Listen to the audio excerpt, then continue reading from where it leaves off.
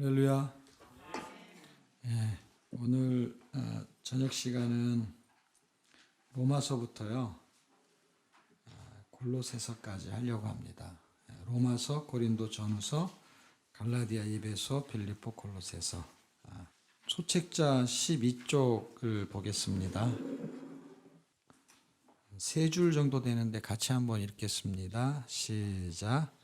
구약은 하나님의 사랑에 기초한 율법의 옛 언약이고 신약은 율법을 완성한 복음의 새 언약입니다. 로마서는 구약에서 예언된 예수 그리스도의 구속 역사를 신약에서 예수 그리스도가 성취하신 복음의 핵심 내용과 모든 사람이 복음의 핵심이신 하나님의 아들 믿고 하나님에게 순종하게 하려는 복음의 목적을 기록한 책입니다. 짧고 좋죠. 한 권을 로마서 한 권을 그렇게 요약해 본 겁니다. 로마서 구조는 그 위에 보시면 복음의 핵심은 1장 11장 하나님의 아들 예수 그리스도, 복음의 목적은 12장에서 16장 그리스도를 믿어 하나님에게 순종, 그렇게 구조를 잡아봤습니다. 뒷페이지에 보시면 좀 더 그 요점 정리가 된 걸 좀 길게 적어본 것인데 시간 되실 때 한 번씩 읽어보시면 좋겠습니다. 로마서의 구조는 이제 이론과 실제라는 부분을 설명하기 아주 좋은 그런 책인 것 같아요. 그래서 1장에서 11장은 복음의 이론, 12장에서 16장은 이제 복음의 실제 이렇게 볼 수 있습니다. 로마서는 뭐 굉장히 많이 목회자님들께서도 아주 애용하는 그런 성경 중에 이제 하나입니다. 제 나름대로 이제 구조를 잡아본 것을 가지고 여러분에게 새로운 시각이 열리고 도움이 됐으면 좋겠습니다. 뭐 장별 구조와 그 다음에 이렇게 단락 구조를 살펴보겠는데요. 제가 이제 2017년도에 종교개혁 한 500주년을 기점으로 규장에서 책을 하나 써달라고 해서 쓴 책이 하나 있어요. 근데 이제 그게 쓰게 된 배경은 2016년도에 도전 성경 천독이라는 책을 썼는데 이 책이 굉장히 잘 팔렸어요. 그래서 규장에서는 그 책을 이제 베스트셀러로 명명하고 있습니다. 그래서 이제 책이 워낙 잘 팔려서 또 책을 잘 팔리면 그 사람 잘 팔린 사람의 책을 쓰면 그 책이 무슨 책인지 모르고 또 사람들이 사요. 그래서 잘 팔릴 줄 알고 책을 하나 또 준비해 가지고 그해 이제 2017년 1월에 내기 위해서 이제 책을 준비를 다 해서 써놨어요. 한 몇 달 만에. 그런데 그 책이 정말 잘 팔릴 줄 알았어요. 왜냐하면 제가 아주 심혈을 기울여 가지고 종교개혁 500주년에 맞춰서 종교개혁도 막 연구하고 막 그래가지고 썼는데 규장에서 그 종교개혁에 대한 내용은 너무 분량이 많다. 그래가지고 다 없애버리고 이제 한 페이지 정도밖에 안 들어가고 그렇게 해서 책을 썼는데 그 책은 지금까지 잘 안 팔리고 있는 책이 되었습니다. 근데 그 책을 쓴 것 때문에 이게 재밌는 현상이 뭐냐면 2015년도 12월 달쯤에 CGN TV에 제가 이제 TV에 나와서 방영된 게 있었어요. 그게 2016년 1월에 방영이 된 거예요. 근데 이거를 규장에서 본 거예요. 그래서 책을 썼으면 좋겠다 해서 나온 책이 이제 도전 성경 천독인데 그게 5월쯤 나온 것 같아요. 제 기억으로.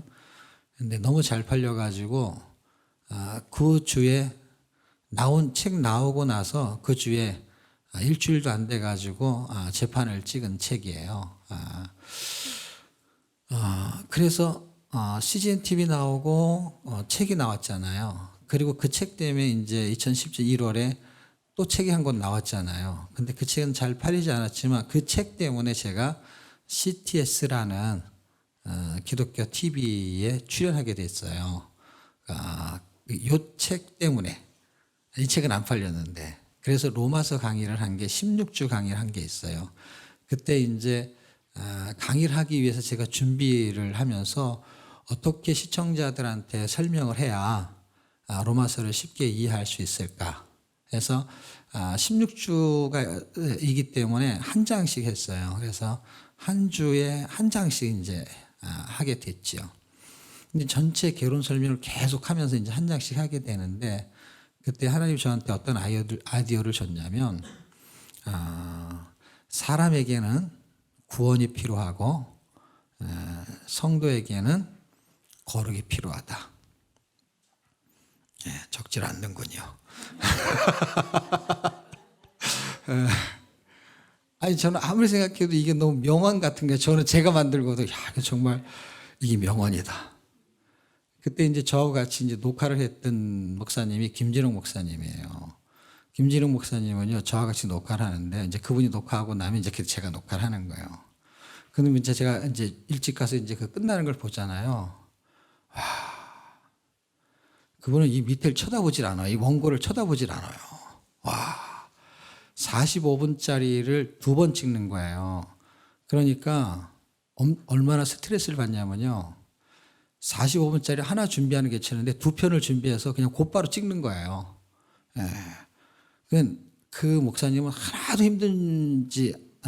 힘들지를 몰랐어요, 제가. 근데 나중에 보니까 그 목사님이 뭐라 그러는지 아세요? 한 편씩 찍으면 안 되냐고.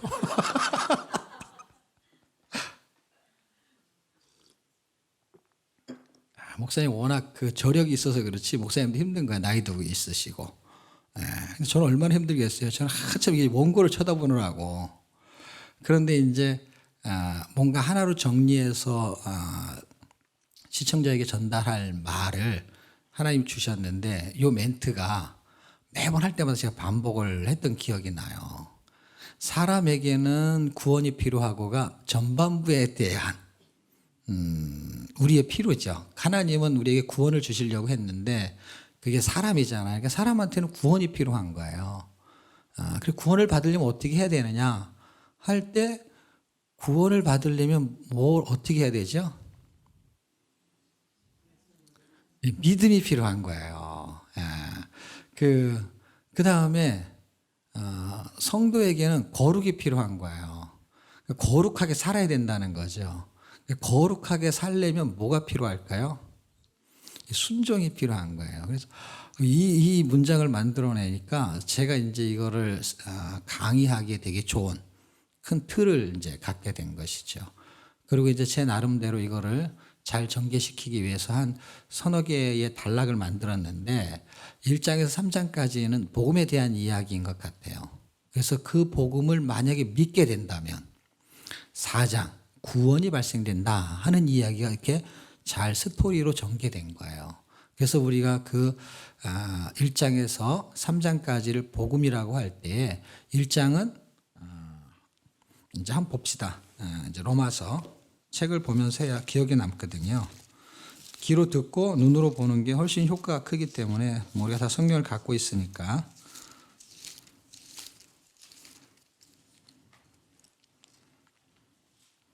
일단 한 6개 정도의 구조로 제가 설명을 하고 그 장의 절에 핵심 키가 되는 절이 있으면 그 절을 한번 이렇게 읽어보든지 한번 찾아보면 짧은 시간에 한 권을 정리하는 게 쉽지는 않지만 그래도 여러분이 로마서가 그렇게 어려운 책이 아니기 때문에 잘 기억이 났으면 좋겠어요.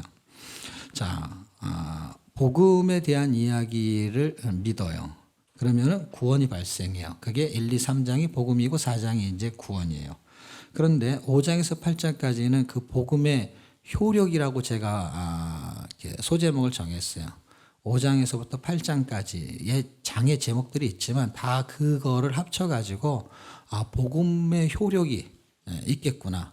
복음의 효력이 삼일체가 나오는 것 같아요. 5장, 6장, 7장, 8장 할 때 5장 하나님, 6장 예수님, 7장 율법에 대한 이야기, 8장 성령에 대한 이야기 해서 삼일체가 나와요. 그래서 복음의 효력을 믿게 되면 9장에서 11장 민족 구원이라고 말할 수도 있고 세계 선교가 이루어지겠다. 그러면은 2장에서 15장까지는 그런 세계 선교가 이루어지려면 방법이 필요한데 그 방법은 뭐냐? 그것은 산 제사와 세계명. 그래서 12장이 이제 산 제물에 대한 이야기잖아요. 산 제사와 세계명 도구가 되는 거죠, 우리가. 그다음에 결과는 16장 세계 선교의 확산이 이루어지겠다. 이렇게 정리를 해봤습니다. 자, 그러면서 이렇게 스토리를 가지면 좋을 것 같아요. 예를 들면 1장은 이방인의 죄라고 하는데 1장 28절 한번 보겠습니다. 1장 28절.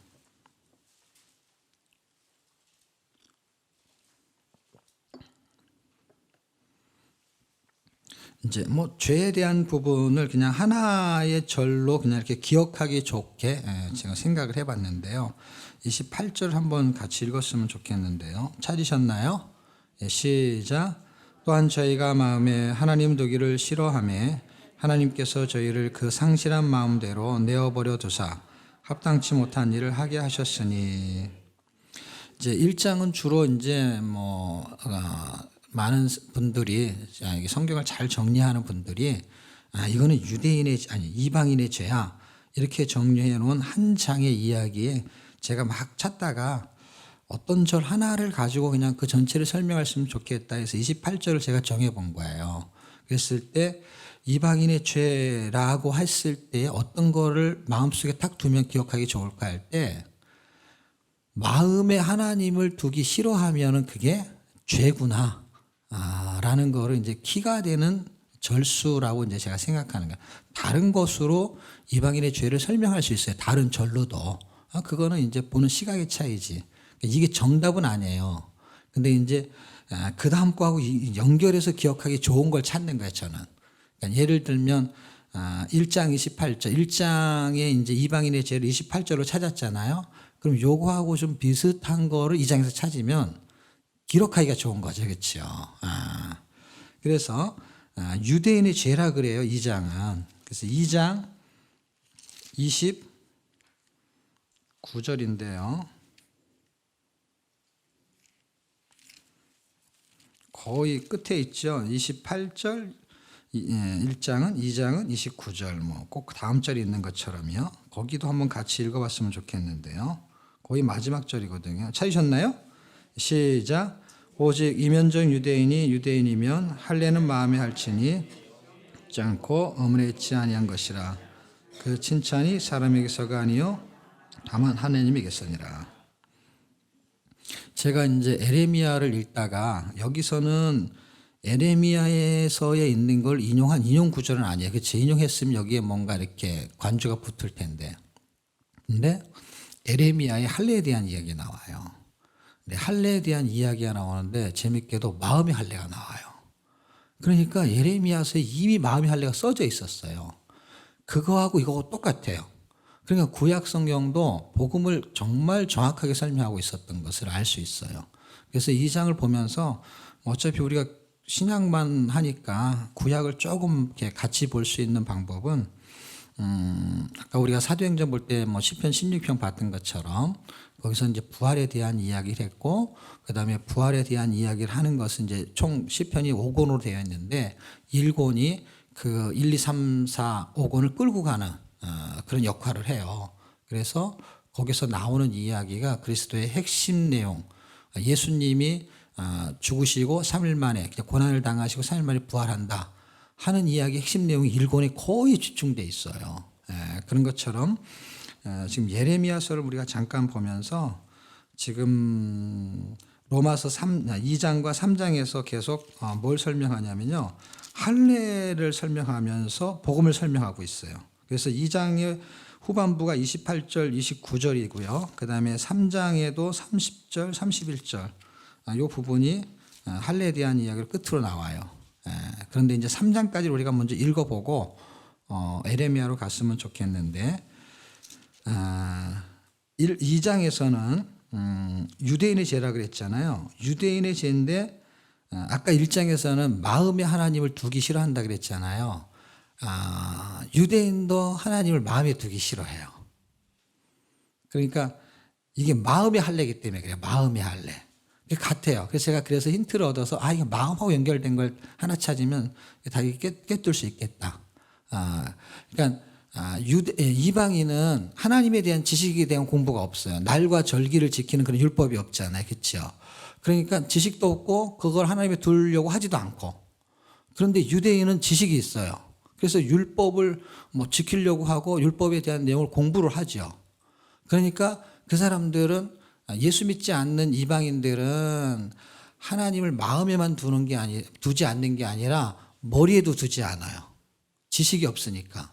그게 한 끗 차이예요. 제가 왜 예레미야를 보려고 하냐면 거기도 똑같은 말을 하기 때문에. 그래서 구약이 전혀 다르지 않다라는 시각을 가졌으면 좋겠다는 뜻이에요. 유대인들은 머리에는 둬요. 우리가 막 계속 제가 여기서도 얘기했는데 막 여기저기서 막 얘기해가지고 여기 와가지고 지금 이게 5교회를 하는데 지금 4번째 교회거든요. 그러니까 공부는 해요. 그런데 삶을 살아내는 건 되게 힘들어해요. 여기가 그런 현상이죠. 공부를 하는 거야. 그래서 머리에는 두는데 이 유대인도 마음에 두지는 않는 거예요.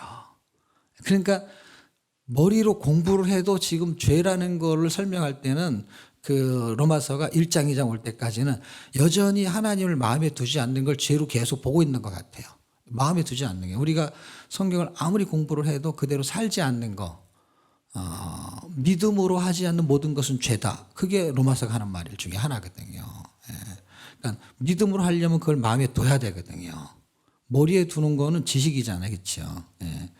그 다음에 3장은 모든 사람의 죄라고 말하는데 이게 18절입니다. 18절. 찾으셨나요? 읽어주실래요? 시작.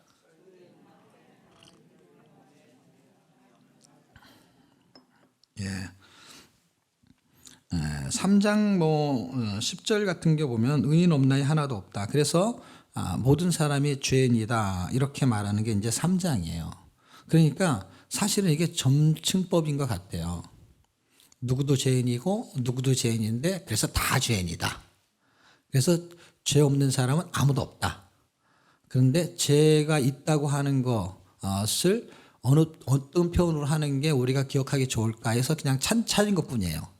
마음에 하나님을 두기 싫어하는구나.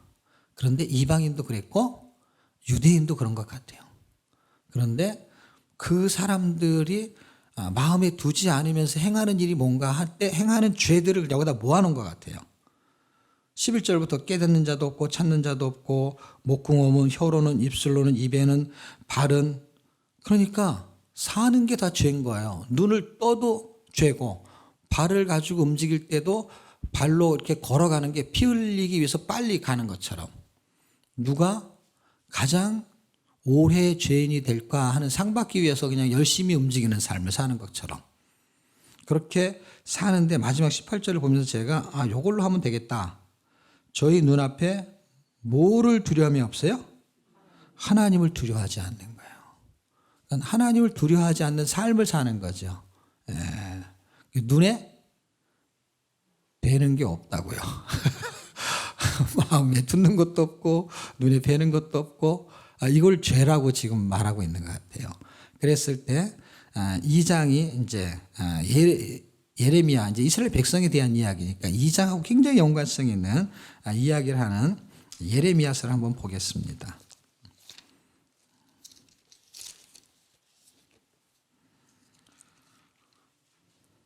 예레미야 4장 4절 4장 그 다음에 9장 이렇게 볼 건데요.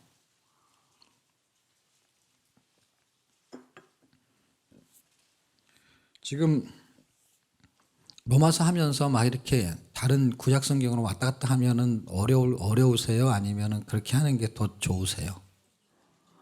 좋아요? 어려우신 분은 없어요? 예레미야니까 이해하는 마음으로.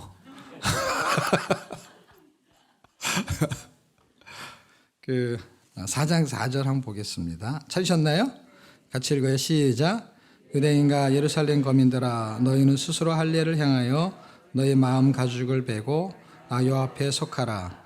그리하지 아니하면 너희가 행악을 인하여 나의 분노와 불같이 발하여 살으리니 그것을 끌 자가 없느니라. 아까 우리가 로마서 2장에 봤을 때에는 그게 뭐 죄다라는 거를 정확하게 뭐 하는 그 구절에는 없잖아요. 그냥 유대인이면 표면적 유대인, 그러니까 이면적 유대인 있을 때 할례를 해야만이 이면적 유대인이라, 그러니까 겉으로의 유대인이 아니고 진짜 정말 참된 유대인이다 이 얘기를 하고 싶은 거잖아요. 근데 죄라는 단어는 없었잖아요. 근데 여기서 말하잖아요. 그렇죠? 마음의 할례를 행하지 않는 건 죄라는 거에 대한 것이 분명히 더 정확하게 설명이 되고 있잖아요. 그렇죠?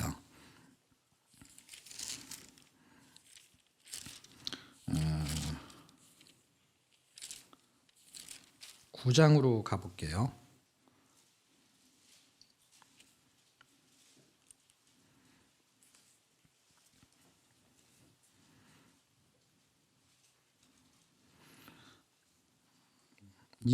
뭐 4절부터 보시면서요. 읽는 건 25절을 읽으려고 하거든요. 25절 찾으셨나요? 예, 거기도 같이 읽어요. 시작. 여호와께서 말씀하시되 날이 이르면 할례 받은 자와 할례 받지 못한 자를 내가 다 벌하리니. 할례라는 단어를 쓰고 있는데 할례 받은 자도 벌하고 할례를 안 받은 자도 벌하고, 그 도대체 뭘 어떻게 하라는 거예요? 근데 이제 읽어보면 이제 설명을 해요. 뭘 설명을 하냐? 할례 받은 자는 유대인이고 할례 안 받은 자는 이방인이에요. 이방인 유대인. 그러니까 로마서 1장 2장이 다 해당이 되는 거예요. 1장 2장을 다 합쳐서 하나로 말하는 게 3장이잖아요. 그렇죠? 모든 게 되니까. 그러니까 지금 여기서 구약에서 로마서가 말하고 있는 건 설명하고 있는데 이것을 인용하지는 않는 거죠. 그렇죠? 근데 이 내용과 똑같잖아요. 지금. 그렇죠? 근데 제가 로마서를 많이 읽어놨었잖아요. 읽어놓고 구약 성경을 읽는 거잖아요. 읽을 때 이게 쉽게 보이는 거예요. 여기서 많이 읽었던 게 보이네? 그래서 찾은 거거든요. 그러니까 제가 성경 읽으면서 되게 재밌어 하는 게 뭐냐면, 몰랐는데 발견할 때 재밌는 거 있잖아요. 뭐 그런 거. 그걸 발견하면서 로마서 2장과 3장을 보니까 이 이야기를 예레미야가 먼저 하고 있었네. 이거를 제가 알면서 구약은 율법을 말한 게 아니었구나. 구약도 여전히 율법은 마음의 할례가 아니에요. 율법은 육신의 할례지. 아브라함 때부터 그걸 하고 있었잖아요. 아브라함 때부터 이 예레미야 때까지. 그런데 복음은 뭐였냐면 마음의 할례라는 거예요. 그거에 대한 이야기가 지금 25절, 9장 25절에 하면서 마음의 할례를 하지 않는 유대인들도 벌하겠다 하는 이야기가 그 다음에 써 있어요. 예. 그래서 26절은 여러분이 한번 읽어보시고요. 뭐 26절 끄트머리에 보면 대저 열방은 할례를 받지 못하였고, 그러니까 이걸 읽어야 되는 거예요. 26절을. 자, 26절 한번 읽어볼게요. 같이 시작. 곧 애굽과 유다와 에돔과 암몬 자손과 모압과 및 광야에 거하여 그 머리털을 모지게 깎은 자들에게라. 대저 열방은 할례를 받지 못하였고 이스라엘은 마음의 할례를 받지 못하였느니라. 제가 이거 읽고요. 그냥 성경만 읽고요. 복음이라는 게 이렇게 숨겨져 있구나. 정말 대단한 복음이구나. 그럼 하나님 마음의 할례는 그럼 어떻게 할까요? 구원을 설명하려고 하는 거잖아요, 지금. 마음의 할례는 이제 4장에 가면은 이제 하나님 믿는 걸 말해요. 믿는 거를 말하는 것은 누가 하는 거예요? 하나님이 하는 거예요? 내가 하는 거예요? 이렇게 부담스럽게 대답을 안 하세요? 예? 여러분, 우리가 믿은 거잖아요. 내가 믿어야 구원이잖아요. 근데 그 믿음이 나한테 오지 않는다라는 것을 우리가 예배서 2장 8절 9절을 하면 너희가 그 은혜를 인하여 믿음으로 말미암아 구원을 얻었나니 이것이 너희에게서 난 것이 아니오, 이렇게 말하잖아요. 그러니까 믿음은 내가 말했는데 그 믿음이 누구한테 온 거라는 거예요? 우리한테 온 게 아니라는 거죠. 그 은혜를 인하여 우리가 믿습니다라는 말을 한 건 맞는데 그 말을 하게 만든 거는 만든 건 내가 아닌 거예요. 그거를 할례로 설명하는 걸 제가 깨닫고, 이건 정말 대단한 이야기를 구약이 이미 다 말을 해놨구나. 좀 더 앞으로 한번 가볼게요.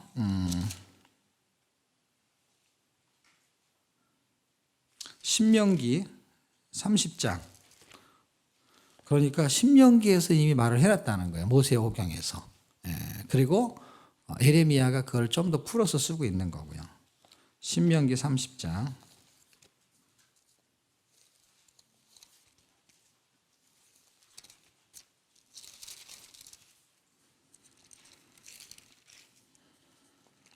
육 절 말씀이에요.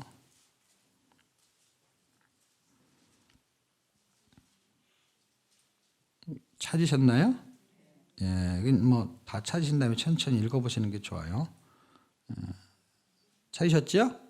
예, 같이 읽어요. 시작.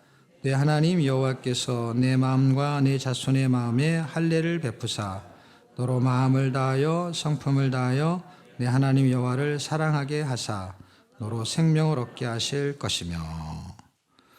할례라는 얘기를 하면서 생명이라는 단어를 쓰고 있고, 할례를 누가 베풀어요? 하나님. 여기 주어가 하나님이잖아요. 그러니까 마음의 할례를 우리 보고 하라고 해요. 너는 마음의 할례를 하라 그러는 거잖아요, 지금. 우리가 앞쪽에서 처음에 읽었던 거. 이건 지금 뒷부분에 있는 거잖아요. 성경 앞에 나오죠. 우리가 로마서부터 봤으니까. 그러니까 육신의 할례가 아니라 마음의 할례. 마음의 할례를 한 것이 이면적 유대인이라는 거잖아요. 그러니까 마음의 할례를 내가 하는 것처럼 지금 보여지고 있었잖아요. 육신의 할례는 내가 할 수 있어요.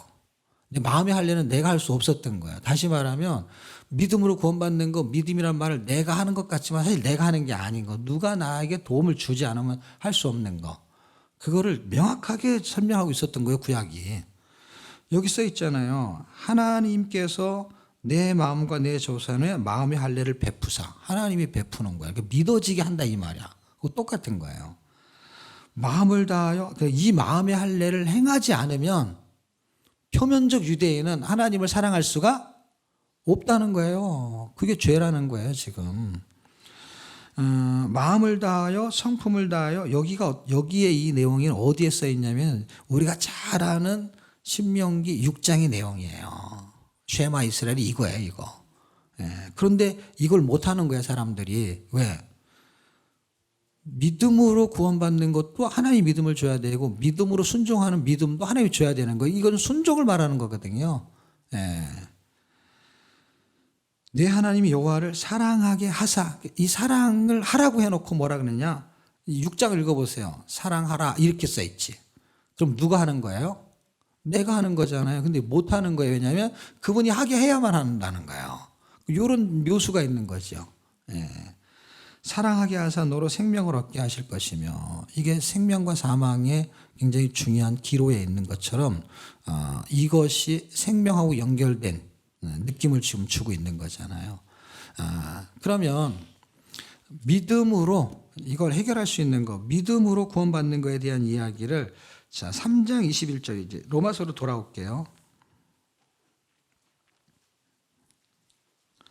그래서 구약이나 신약이나 예수를 믿는 거는 혈통으로 육정으로 낳는 게 아니라는 거잖아요. 그거를 복음서에서만 설명하는 게 아니라 이 로마서에도 설명하고, 사실은 어떻게 보면은 예레미야에서도 설명한 거나 마찬가지예요. 할례라는 걸 통해서. 근데 마음의 할례. 그런데 로마서 2장에 나오잖아요. 그리고 3장에도 나오거든요. 그런 걸 보면 이제 21절부터 어떤 키를 갖고 있어요. 이제 그 설명을 다 하고 이제 결론에 도달하는 이야기를 하려고 해요. 그래서 21절에 보면 로마서 3장이에요. 이제는 율법에 하나님의 한 의가 나타나서 율법과 선지자에게 증거를 받은 것이라. 22절 곧 예수 그리스도를 믿는 믿음으로 말미암아 모든 믿는 자에게 미치는 하나님의 은이 차별 없느니라. 그리스도를 믿음으로. 그러니까 그리스도를 믿으면 이걸 해결이 된다는 거예요. 그리스도 어떤 거? 25절. 이 예수를 하나님이 그의 피로 인하여 믿음으로 말미암아 화목제물로 세우셨으니 하면서 예수님이 화목제물로 드려지셔서 죽으신 거를 믿으면 구원을 받는다라는 이야기를 하고 있고, 4장은 뭐 할례에 대한 이야기를 마저 하게 되면은 이제 29절, 30절 할례자도 믿음으로 말미암아 무할례자도 믿음으로 말미암아 구원은 믿음으로 받는다. 예수. 그러니까 혈통으로나 육정으로 나는 것이 아니고 하나님께로 난 자들. 요건 어디 써 있어요? 요한복음에 있잖아요. 요한복음의 형태로 말하는 거나 로마서 형태로 말하는 거나 결국은 혈통이 아니라는 거잖아요. 이거는 유대인이든 이방이든 할례자든 무할례자든 여전히 뭐래요? 믿음으로. 할례를 받은 사람도 믿음으로 구원받는 거고 할례를 받지 않은 사람도 믿음으로 구원받는 거고. 그 할례보다 더 중요한 건 이제 믿음을 이제 설명하고 있죠. 그러면 누가 그렇게 그냥 믿습니다 하면서 구원받는 사람이 누가 있냐? 모델 케이스가 누구냐라고 물어볼까 봐 성경은 4장에서 그런 사람은 이런 사람이야 이렇게 딱 써놨어요. 그래서 4장은 그런 모델 케이스가 나오는 거예요. 이렇게. 그래서 거기 아브라함이 나오거든요. 그럼 다른 사람은 또 아브라함처럼 구원받는다 이렇게 써 있는 거예요. 그래서 우리도 아브라함처럼 믿으면 구원이다라는 이야기를 하는 거예요.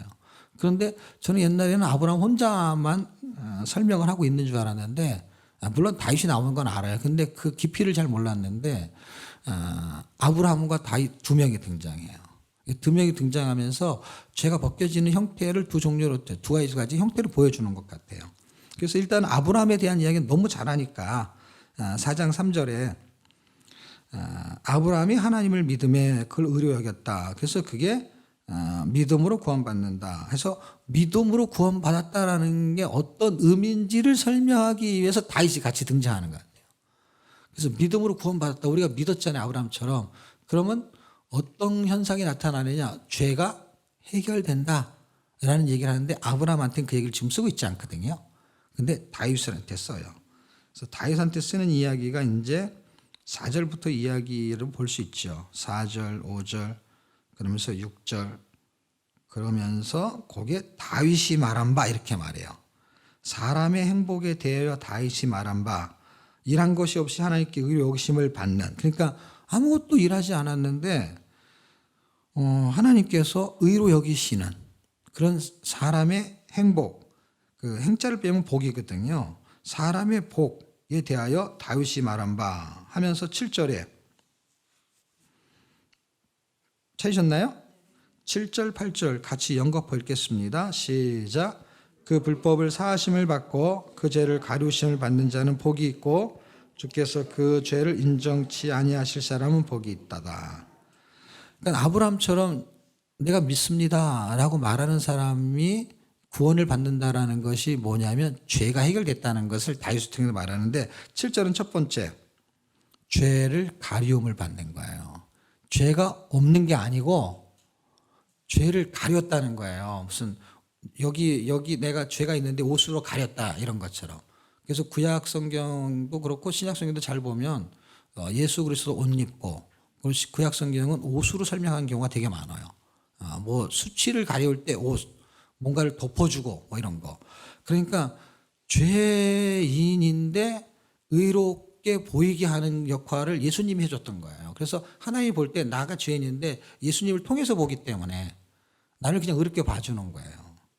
그래서 죄가 가리워지고 그 다음에는 주께서 그 죄를 인정치 않는다. 합법적으로 의로운 사람을 말하는 거예요. 이렇게 구원받는 그 법, 그런 법이 어디 있습니까? 라고 말하면 그 법은 믿음의 법인데요. 그게 제가 볼 때는 3장에 있는 것 같은데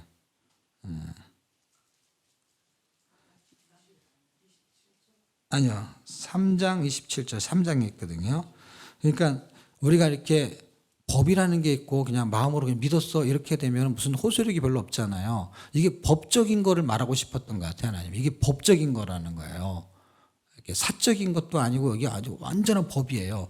그래서 믿었어요라는 거를 믿음의 법이라는 게 써 있어요. 저는 이거를 발견하지 못할 때는 좀 희마리가 적었는데 이걸 발견하면서 굉장히 힘이 있게 됐어요. 그래서 27절 지금 3장 27절 보이십니까? 그런즉 자랑할 데가 어디 있느냐 있을 수 없느니라 무슨 법으로냐. 그러니까 예수 믿는다는 게 무슨 법이냐 그게. 이런 거 옛날에 그 심센 형이 심약한 동생하고 가위바위보를 해서 내기를 하면은요, 이건 힘이 아니고 이거는 게임이잖아요. 가위바위보 했는데 늘 동생이 이기는 거예요. 그랬을 때 기준이 있잖아요. 형이 가위를 내고 동생이 주먹을 내면 누가 이기는 거예요? 동생이 이기는 거잖아요. 그리고 형이 뭐 보재기를 내고 그쪽에서 뭐 주먹을 내고 그러면 아니 가위를 내고 그러면 형이 또 지는 거잖아요. 그리고 화가 난 거예요, 형이 하루는. 그래서 가위바위보 했는데 졌는데 이번에는 자기가 이겼다는 거예요. 근데 이겼다고 하면 이게 기준이잖아요. 그 기준일 때 형한테 그런 법이 어딨냐고. 그럴 때 하는 형의 말이 뭔지 아세요? 내 마음이야. 자기 마음이라는 거예요. 하나님이 이렇게 정해놓은 게 자기 마음이에요. 무슨 법이? 믿음의 법이. 그 믿음의 법이라는 거예요. 예, 법이라고 써 있는 게 저는 이런 법도 있나 세상에? 무슨 법이 그래요? 구원받는 법이 무슨 법이요? 믿음의 법이래요. 얼마나 멋있습니까 이게. 우리는 법적으로 하나님의 자녀가 된 거예요. 예, 법적인 용어를 쓰고 있는 것이죠. 그래서 죄가 가려지고 그 다음에 죄를 인정하지 않는 거예요. 죄를 안 졌다고 말하지 않아요. 이거 보면은 죄가 없다고 말하고자 하지도 않아요. 죄인이에요. 근데 의롭게 봐주겠다는 거예요. 그래서 말할 때는 의롭다함을 칭하는 거예요. 그래서 의롭다고 말해주는 거예요. 내가 의인이 아닌데 의인이라고 말해주는 것이죠. 예, 그런 이야기가 4장에 있게 되는 것입니다. 그래서 여기까지가 저는 아주 핵심적인 이야기. 1장에서 3장까지는 복음에 대한 이야기인데 그 복음을 믿었어요. 그러면 4장에서 어떻게 해요? 구원이 발생. 어떤 거 개인적인 구원들이 다 발생해요. 믿는 사람마다 다 구원이 발생해요. 그 구원이 발생한 사람에게 5장 1절 그러므로 구원을 받은 사람 그러므로 우리가 믿음으로 의롭다함을 얻었은즉 이렇게 해서 딱 1장에서 4장까지를 딱 한 줄로 그냥 집어넣어놨어요. 그렇죠? 그러니까 1장에서 4장까지 이해가 된 사람은 5장 1절이 그게 무슨 말인지 알겠죠. 그렇죠? 그런 사람들은 하나님과 어떻게 그 관계를 맺어야 되느냐는 거예요. 복음의 효력이라고 제가 이제 5, 6, 7, 8장을 그렇게 소제목을 잡았는데요. 그거는 복음 때문에 나타난 현상이라서 그런 거로 잡은 거예요, 제가. 그러니까 그 구원받은 그 사람은 하나님과 어떻게 지내야 되냐? 1절, 화평하게 지내야 된다는 거예요. 그럼 보세요. 여러분이 엄마, 아빠, 그 다음에 집에서 어떤 자녀가 있는데 그 자녀가 집에 와서 엄마, 아빠 말을 안 들어요. 하나님의 자녀는 맞아요. 근데 엄마, 아빠 말을 안 들고 그 집에서 이렇게 같이 살고 있으면은, 이게 평화가 있을까요? 아니면 굉장히 불편할까요? 말을 안 해도 굉장히 불편한 거예요. 그럼 이거를 불편한 거를 깨고 이걸 회복하게 하려면 어떻게 하면 될까요? 5장에 있어요. 5장에 있는데 뒷부분에 있어요. 그래서 예화가 나와요. 예화가 나오는데 아담이 나오고요. 그 다음에 마지막 아담이라고도 할 수 있는. 그래서 거기는 원맨 그런 원맨 쇼는 아니고요. 원맨 사상 그래갖고 한 사람이 굉장히 중요하다 했을 때 한 사람의 순종으로 한 사람이 불순종을 할 때 그 한 사람이 앞에는 아담이고 뒤에는 예수님인데 나중에 보면은 그게 마지막 아담 이렇게 말하기도 해요. 그래서 한 사람의 순종과 한 사람의 불순종이에요. 그게 키예요.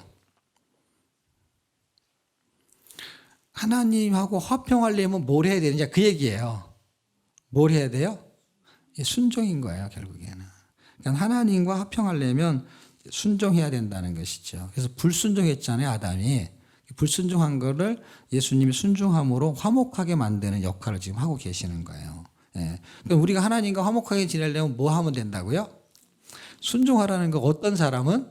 넘어서 5장 1절. 어떤 사람은? 네, 믿음으로 이렇게 된다는 걸 그냥 하나로 그냥 명사로 말하면 구원받은 사람은 하나님과 구원받은 사람은 천국 가 이런 게 아니라니까요. 구원받은 사람은 11주에 구원받은 사람은 주일성수 그런 게 아니라니까요. 그게 틀렸다. 그렇게 하면 안 된다. 그 말이 아니라 구원받은 사람은 그게 두 번째고 세 번째, 네 번째고 구원받은 사람은 지금 관계가 하나님하고 관계가 어떤 관계였냐면은 원래 원수지간이었대요. 어디로 가면 알 수 있냐면 이제 뒤로 가면 알 수 있죠. 로마서 이제 뒷부분에 가게 되면 제가 한번 찾아볼게요. 8장인가?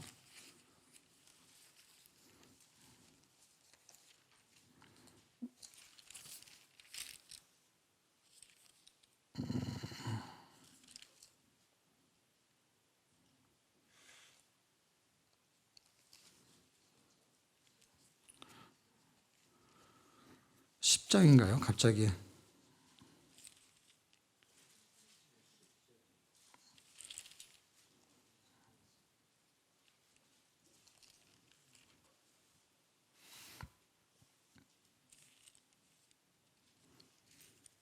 제가 지금 5장인지 8장인지 10장인지 엄청 헷갈리고 있어요. 아, 그래요? 8장 7절이에요? 8장 7절이요? 아니, 갑자기 헷갈리는 게 뭐냐면 제가 이 암송을 해요. 우리가 아직 죄인 되었을 때 이거거든요. 5장 8절이에요? 5장 8절. 우리가 아직 죄인 되었을 때. 아, 5장이 있었군요. 갑자기. 자, 5장 6절, 8절, 10절 이렇게 짝수로. 아, 내가 갑자기 그 6절 내용을 찾으려다가 못 찾아서 그랬나 봐. 핵심 키는 8절이에요. 그런데 6절, 우리가 아직 연약할 때, 그러니까 육신의 몸을 입는 게 연약하다는 거야. 연약할 때 8절. 그 연약하기 때문에 죄를 지었어요. 그래서 죄인 되었을 때, 그랬을 때의 10절. 그 상태가 하나님과 무슨 사이라고요? 원수 사이라는 거예요. 이 원수 사이인 이것이 예수님의 순종으로 우리가 화목해 됐다는 거예요. 화목해 된 거를 계속 유지해 주길 바라는 거예요. 유지하려면 어떻게 하는 거예요? 사이좋게 지내려면 순종하는 수밖에 없어요. 지금 화평, 이게 순종으로 설명하고 있기 때문에 이 뒤에 있는 예화가, 아담과 그리스도에 대한 예화가. 그래서 순종하는 쪽의 이야기로서 여기서 뭐 설교할 내용은 많겠지만 어쨌든 우리가 그냥 쉽게 성경 읽으면서 이해할 수 있는 거는, 아, 죄에 대한 이야기를 쭉 하고 그걸 믿으면 죄 문제를 해결할 수 있는 거고, 그 죄 문제를 해결할 수 있는 거는 하나님과 원래 원수지간이었는데 화목게 됐잖아요. 그 화목을 계속 유지해 주려면은 순종을 해야 되는 거구나 하고 6장으로 가게 되면은 5장은 하나님이고요. 이제 3일체예요. 5장은 하나님과 화평하는 거. 그 다음에 6장은 그리스도와 연합하는 거. 7장은 율법에서 자유하는 거. 8장은 성령과 연합하는 거거든요. 그래서 삼위일체가 움직이는 거예요. 그래서 이 7장에서 빠져버리게 되면은요, 무슨 현상이 나타나냐면은 불순종으로 다시 돌아가요. 그래서 율법에 매이지 않아야 되는데, 율법에서 자유해야 되는데, 율법에서 자유하려면 어떻게 되느냐? 율법에 대해서는 죽어버리고, 죄에 대해서는 죽어버리고, 그리고 새로운 삶의 방식, 성령이 인도하는 새로운 삶의 방식으로 가야 된다는 거예요. 그러려면 어떻게 해야 되느냐? 했을 때 7장이 굉장히 중요한 키 같아요. 그거는 이제 절제, 이제 셀프 컨트롤을 해야 되는데, 절제를 해야 되는데, 그 절제가 이렇게 내가 스스로 이렇게 누르는 게 아니고, 이제 컨트롤이라는 게 그거잖아요. 리모트 컨트롤은 이렇게 뭐 누르면은 7번, 그러면 7번이 딱 움직이고, 9번, 그리고 9번이 움직이잖아요. 이걸 컨트롤이라는데, 그거를 이렇게 뭘 버튼을 누르면서 이렇게 막 하듯이 스스로 그걸 하는 거예요. 그 셀프. 한번 눌러보세요. 어디를 누르면 순종 코드가 어디 있어요? 이런 거, 이거 누르면은 7번 보고 싶으면 뭘 누르면 돼요? 7을 누르면 돼. 셀프 컨트롤이 어디 있어요? 어디 있어? 셀프 컨트롤. 그래서 순종하려면 순종을 누르면 되겠지. 어디를 누르면 될까요? 그게 안 된다니까요. 누르면 되면 얼마나 좋아요. 여기 1, 2, 3, 4, 5, 6, 7, 8 이렇게 써 있는 것처럼 지금 절제가 그 영어로 그 뜻이 들었거든요. 셀프 컨트롤인데, 그러면 순종이 있고 불순종이 있어요. 그럼 내가 순종하고 싶어. 그러면 뭘 누르면 돼요? 순종. 이렇게 되면 좋은데 이게 이렇게 안 되거든요. 설명은 이런데. 그런데 내가 컨트롤을 당하는 거거든요. 그러니까 컨트롤을 하는 건 못해요. 이 남의 거는 해요. 자기를 컨트롤을 못해요. 그게 절제인데. 그러니까 남이 해주면 돼. 그러니까 마이셀프가 있어요. 내 자신이 있어요. 근데 내 자신이 지난번에 얘기했잖아요. 원주민 얘기한 적 기억나시죠? 나 혼자 살았는데 내 마음대로 살았는데 예수님이 내 안에 들어왔어요. 그러면 예수 셀프가 들어온 거예요. 마이 셀프와 예수 셀프가 만났어. 셀프끼리. 그랬을 때 예수 셀프한테 컨트롤 당하는 것이 절제예요. 그러니까 컨트롤 키를 그분이 가져가야 돼. 그래서 그분이 나를 컨트롤할 때 그게 율법에서 자유할 수 있는 방법을 나를 내어주는 거고, 그 7장은 결국 뭐냐면 율법하고 붙어서 사는 것도 꼭 남편처럼 얘기를 해요. 그래서 법적인 용어, 이것도 법적인 용어예요. 그래서 율법하고 이혼하래. 그리고 누구하고 결혼하래. 복음하고 결혼하래. 그게 예수님이에요. 예. 그래서 여전히 예수님이 키를 갖고 있거든요. 그래서 그리스도와 연합하는 그 부분이 7장을 끌고 갈 수 있는 힘이 되는 것 같아요. 왜냐하면 그 7장에서 그거를 벗어날 수 있는 게 그리스도로 보거든요. 바울이 쓰고 있는 거는. 그런데 7장이 그리스도에 대한 이야기를 해요.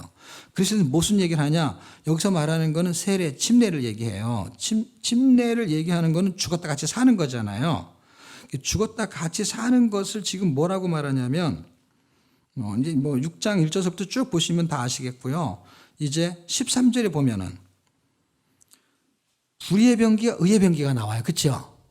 그런데 그리스도와 연합하게 되면은 의의 병기가 되는 거고, 그 다음에 세상과 연합하게 되고 내 생각과 연합하게 되면은 불의의 병기가 된다는 거예요. 그래서 누구에게 자기를 들여서 순종할 때 죄에 들이면 죄의 종이 되는 거고, 의에게 나를 들이면 의의 종이 되는 거예요. 그러니까 이 리모트 컨트롤을 누구한테 줘야 되는 거예요?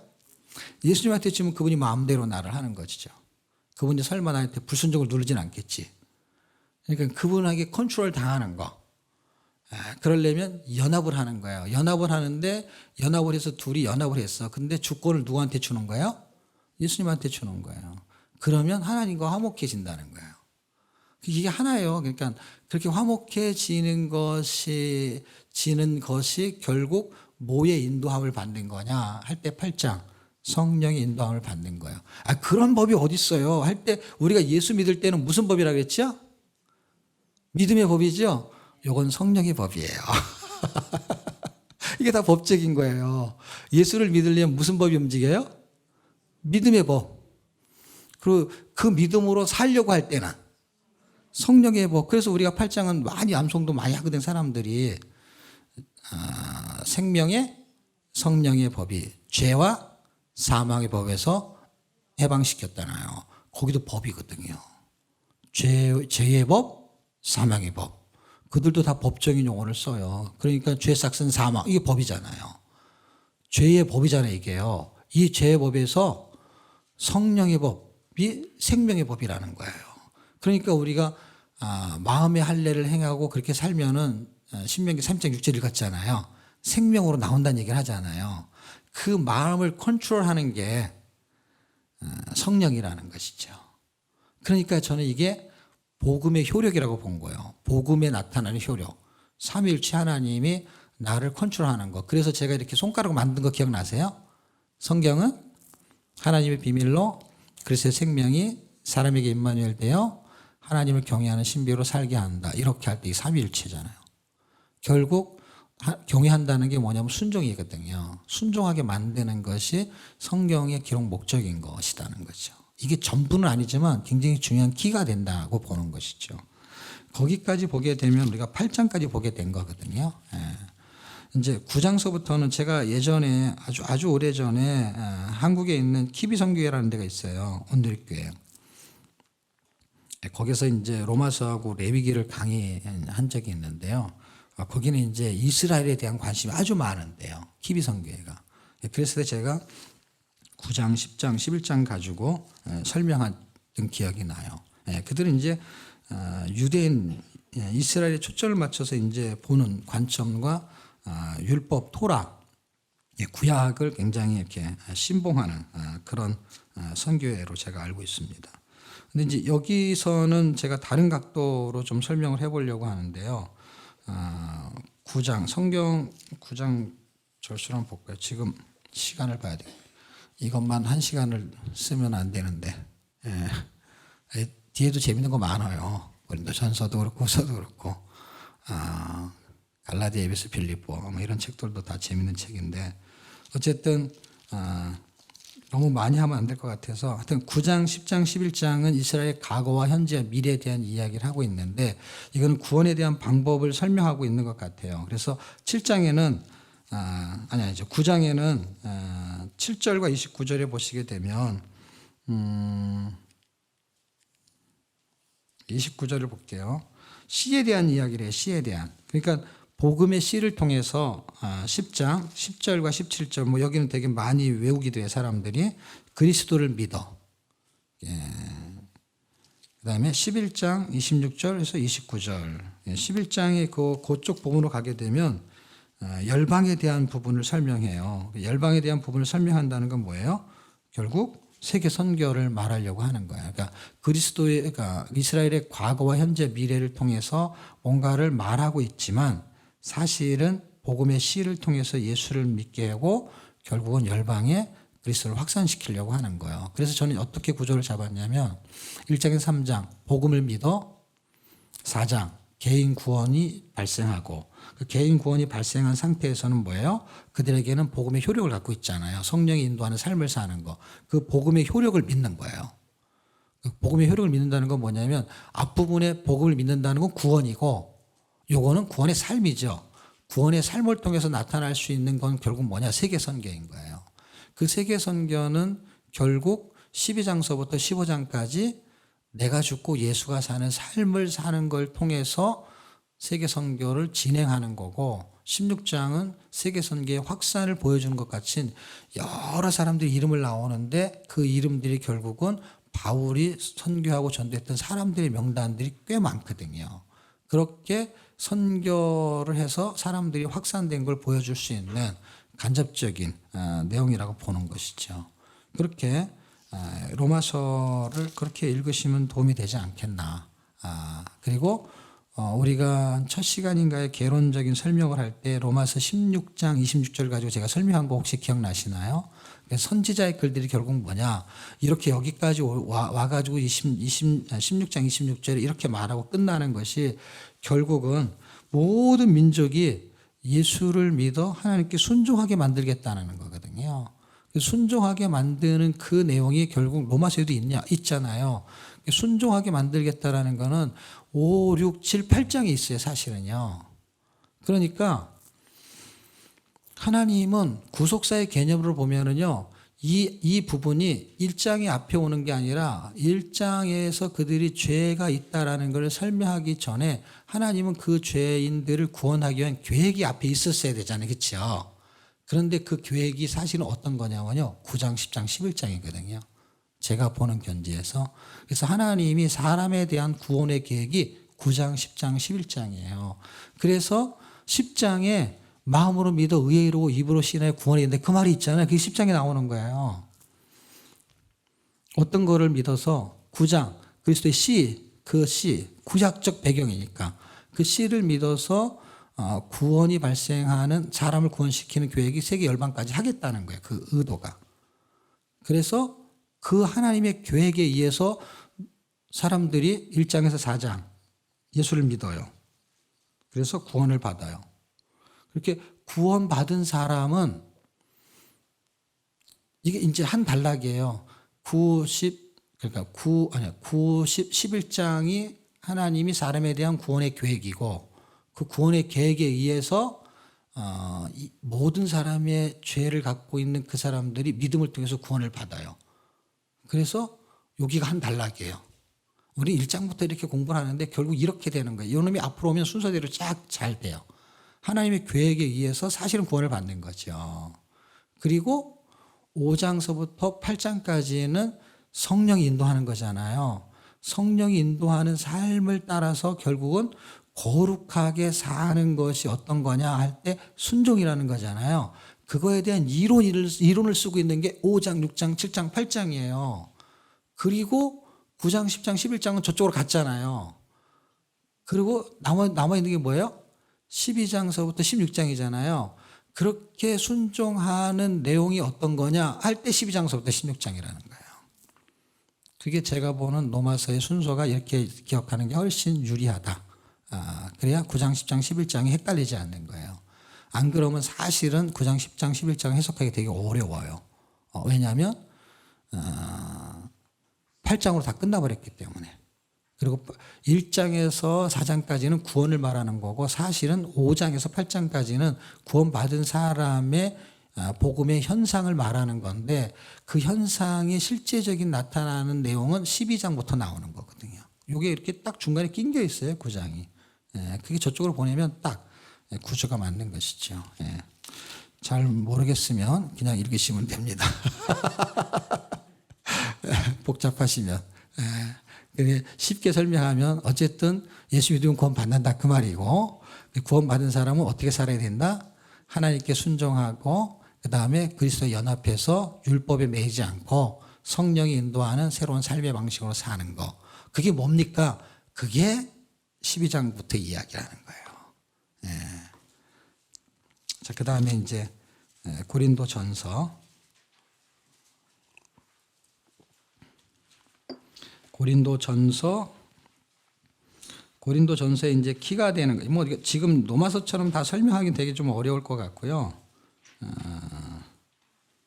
정해진 시간도 있고 너무 하나만 깊이 하게 되면 다 뭐 헷갈리니까 고린도전서는 초점이 뭘까 할 때 이런 배경은 그냥 이해하면 좋죠. 뭐 고린도전서는 사도행전의 배경을 다 가지고 있죠. 로마서도 그렇고 고린도전서, 고린도후서, 사실 바울서신 전체는 거의 다 바울의 1차, 2차, 3차 전도회하고 다 연관성이 있어요. 그래서 역사적인 배경을 좀 가지고 있는 건 좋죠.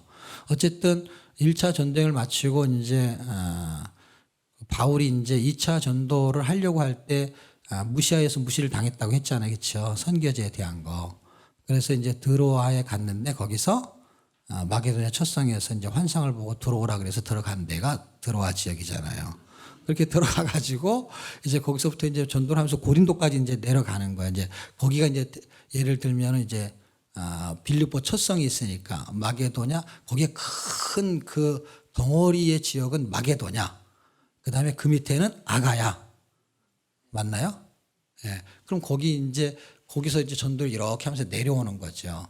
내려오면서 이제 2차 전도행의 핵심 지역이 이제 고린도 지역이에요. 거기서 이제 브리스길라 아굴라를 만나죠. 만나가지고 이제 거기서 이제 뭐 같이 업이 같으니까 텐트 메이커 청막을 만드니까 거기서 뭐 일도 하고 뭐 밥도 얻어 먹고 이제 서로 그런 것 같아요. 그러다가 이제 바울의 이제 기가 막힌 진리를 발견하고 이 두 사람이 헌신하죠. 그러면서 고린도 교회 아마 같이 있었을 것 같아요.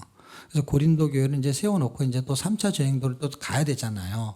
그러면서 이제 뭐 아볼라가 중간에 이제 들어오고 그 다음에 예배소 지역에 내려놨다가 다시 뭐 갔다가 다시 예배소 쪽으로 오려고 하고 3차 전도 지역이 예배소가 돼요. 그런 마음을 갖고 있는데 이제 이게 없을 때 브리스와 아골라는 이제 고린도 지역에 이제 좀 더 남아 있고 고린도 교회에 있었던 것 같아요. 그러면서 아볼로를 만나면서 아볼로는 이제 갖고 있는 지식이 아볼로라는 사람은 이제 어디서 온 거냐면은 알렉산드리아에서 온 거예요. 근데 알렉산드리아가 굉장히 종교적으로 굉장히 활발한 지역이었던 것 같아요. 그래서 성경이 능통한 사람이 되게 많았어요. 그런데 본질적인 진리는 누구한테 배우냐면 브리스길라 아굴라한테 배워요. 어떻게 보면 이 사람은 목회자고 그 사람은 집사이고 이런 것 같은데 바울한테 제대로 배운 것 같아요. 그런 느낌이 드는 문장이 이렇게 사도행전에 좀 이렇게 흘러가죠. 그리고 나서 그래서 아볼로라는 사람이 이제 고린도 전서에 보면 무슨 파 할 때 그런 아볼로파도 있는 거예요. 개바파 뭐 이런 거. 그런 이제 배경들이 있는 거예요. 그래서 이제 거기에 그런 이제 이름들이 등장하는 거죠. 그런 가운데 이제 예배소 지역에서 3차 전도여행을 하고 있을 때 이제 고린도 지역에 이제 사람들을 통해서 고린도 교회에 어떤 문제점이 되는 거 있잖아요.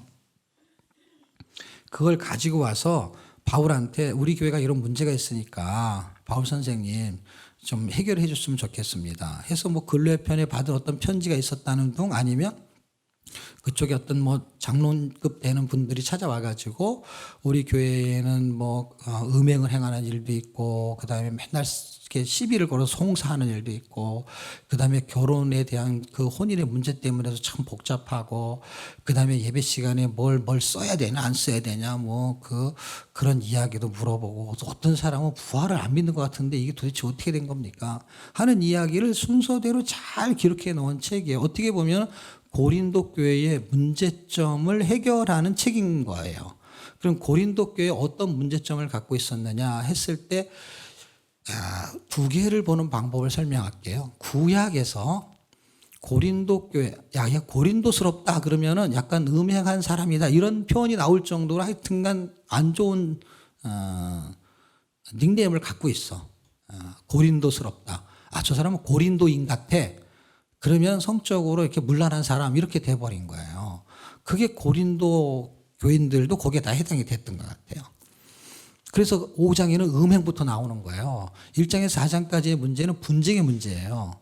그래서 1장에서 4장까지는 분쟁의 문제, 5장에는 음행의 문제, 6장에는 송사의 문제, 7장에는 혼인의 문제, 8장에는 우상의 재물의 문제, 9장에는 주를 시험하는 문제, 10장에는 우상 숭배의 문제, 그리고 11장에 가면은 뭔지 생각 안 나네요. 너무 빨리 했어. 생각할 시간을 하고서 해야 되는데. 거기서부터 이제 11장서부터는, 이제 10장이죠. 10장서부터는 분기점이 되는 것 같아요. 그래서 거기서 바울이 뭐를 비유로 설명을 하냐면요. 야, 딱 우리 교회가, 자기가 개척가 교회잖아요. 우리 교회가 아니면 내가 개척교회가 얼마나 마음이 이렇게 안타깝겠어요. 그런데 이 사람이 구약의 정통한 학자잖아요. 그렇죠? 딱 보니까 우리 교회가, 니네 교회가, 고린도 교회가 어쩌면 1500년 전에 아니면 1400년 전에 광야교회하고 똑같냐. 그 광야교회는 사도행전 7장 38절에 스데반이 출애굽을 건너서 온 그 민수기 시대 백성이 있잖아요. 그 길을 광야교회라고 지칭을 했어요. 그 교회하고 너무 똑같다. 그래서 그렇게 살면 안 돼. 그렇게 살면 안 된다는 이야기를 10장에 하는데 10장을 보겠습니다. 10장.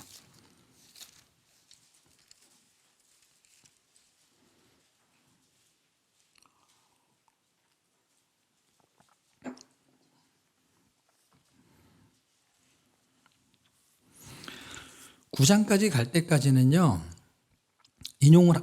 광야교회에 대한 인용을 하지 않아요. 근데 10장에서 지금 제가 말한 이제 1장에서 4장은 분쟁, 5장은 음행, 그게 그 이야기의 주제예요. 한 장마다. 그래서 그거는 볼 필요는 없어요, 더. 그러니까 음행을 했다는 얘기고 음행하면 안 된다 이 얘기예요, 말하자면. 그건 뭐 설명할 필요가 없어요. 예. 그런데 그런 거를 거기에서 빠져나오는 이야기를 하는 게 목적이지, 이걸 해결하려는 게 목적이지, 야, 너 똑같은 놈이네, 너 나쁜 놈이네, 이 얘기 하려는 게 아니잖아요. 근데 거기에서 빠져나오는 얘기를 하는 키를 10장에다 두고 있다는 거예요, 제가 볼 때는. 10장에다 두고 있고 나머지는 장마다 그걸 좀 해결할 수 있는 이야기를 쓰려는 거예요. 그래서 11장, 그 다음에 12장, 그러니까 스피리추얼 기프트에 대한 설명을 자꾸 해가면서 앞부분에는 누가 머리가 되는 게 누구냐. 그러니까 예를 들면은 여자의 머리는 남자의 머리는 그리스도라고 할 때 누가 머리가 되느냐 하는 얘기를 이제 11장, 그 다음에 12장, 13장, 14장은 다 은사에 대한 장이에요. 그리고 예배의 질서의 규범에 대한 이야기를 하는 거예요. 그리고 15장에는 부활에 대한 이야기를 하는 거예요. 그래서 부활을 믿지 않는 사람이 어리석다 뭐 이런 얘기를 하는 거예요. 그래서 해결점을 뒤에는 주는 것 같아요. 거기도 문제점이지만 해결점을 주는 것으로 가요. 그래서 이걸 해결하려면 어떻게 해요? 이제 10장서부터 보는 키죠. 10장에서 뭔가를 발견하잖아요. 그러면 11장이 해결하는 내용이 어떻게 담아져 있냐면 머리를 누구에게 두느냐에서부터 이걸 해결할 수 있어요. 그럼 앞에 것도 해결할 수 있고 뒤에 것도 해결할 수 있어. 그런데 그 분기점이 되는 건 딱 10장인 것 같아요. 제가 볼 때. 이거는 구조를 잡는 거가 중요하지 않고 키를 잡는 게 중요한 것 같아요. 로마서는 1장에서 3장까지는 뭐 이런 거 한 거 있잖아요. 그렇게 할 수 있어요. 이것도 어떻게. 1장에서 4장까지는 분쟁. 5장은 6장은 제가 얘기했잖아요. 거의 10장 갈 때까지 얘기를 했잖아요. 그런데 8장과 10장은 다 우상이냐, 우상이 재물이냐 하는 얘기가 결국 뭐예요? 우상이 굉장히 두 번이나 반복되면서 키를 갖고 있어요. 그래서 우상에서 빠져나오는 것이죠. 빠져나와서 그리스도가 우상이라는 건 뭐냐면 그걸 머리에 두는 거예요. 결국엔 그걸 섬기는 거니까. 그 섬기는 거가 머리인 거죠. 결국 그 섬기는 게 그리스도이고 그리스도를 머리에 두게 되면 앞부분도 해결이 되고 뒷부분은 어떻게 돼요? 뒷부분은 11장이잖아요. 10장은 키고, 키는 지금 설명을 할 건데 설명을 아직 안 하고 있는 거예요. 10장의 키라는 것만 기억하고 있고 그거를 지금 제가 설명을 해야 이해가 되니까 11장에 머리를 그리스도에게 두게 되면 그 은사들이 나오는 거 있잖아요. 그 은사들에서 가장 중요한 게 12장, 13장, 14장인데 가운데 딱 낀 게 있는 13장. 그 13장이 사랑장이잖아요. 사랑장의 키가 그리스도거든요. 사랑이 없으면 nothing이잖아요. 그러니까 그리스도가 없으면 아무것도 아니라는 얘기예요. 그리고 부활도 결국에는 그리스도의 부활을 설명하는 거잖아요. 부활의 신앙을 갖게 되는 거죠. 그리스도를 머리에 두고 그리스도의 사랑을 가지고 부활의 삶을 살아내는 거. 그런 사람이 16장 하나님의 마음을 시원하게 한다 하는 것은 이제 끝나는 거예요. 그러기 위해서 그 앞뒤의 문맥을 잘 이해하고 정리를 하려면은 10장에서 해결해야 되는데 그 10장에서 딱 민수기를 인용해요. 바울이. 그래서 그게 키예요. 그래서 10장은 이제 10장 1절에서 형제들아 하면서 뭐 설명을 쫙 하는데 뭐 너희 조상들이 구름 아래 있고 막 이 얘기를 해요. 그리고 모세가 나오잖아요. 이 장에요. 그래서 10장에 이 사건이 나오는 거예요. 바울이 하여튼 되게 기가 막힌 사람이죠. 글을 기가 막히게 쓰고 있죠. 그래서 거기에 세례 침례를 받고 다 같은 신령한 식물을 먹으며 신령한 음료를 마셨으며 이게 꼭 뭐와 같은 거냐면은 그 홍해를 건너면서 이렇게 왔어요. 오면서 광야 교회가 된 거예요. 구원. 어린 양의 죽음으로 홍해를 건넌 걸 구원으로 보는 거예요. 지금 여기서도. 그러고 나서 광야에서 그가 이제 구원받은 사람이 하는 행위들이 몇 개 있다면은 성찬식 있잖아요. 그 성찬을 그때의 삶을 성찬으로 설명하고 있어요. 그렇게 이야기하고 5절에서는 많은 사람, 저희의 다수는 광야에서 죽었다. 그러면 저희의 다수의 반대는 저희의 소수가 있죠. 소수는 누굴까요? 여호수아와 갈렙 같은 사람을 말하는 거예요. 그럼 그런 이야기를 쭉 하고 6절 보세요. 그런 일은 우리의 뭐가 되세요?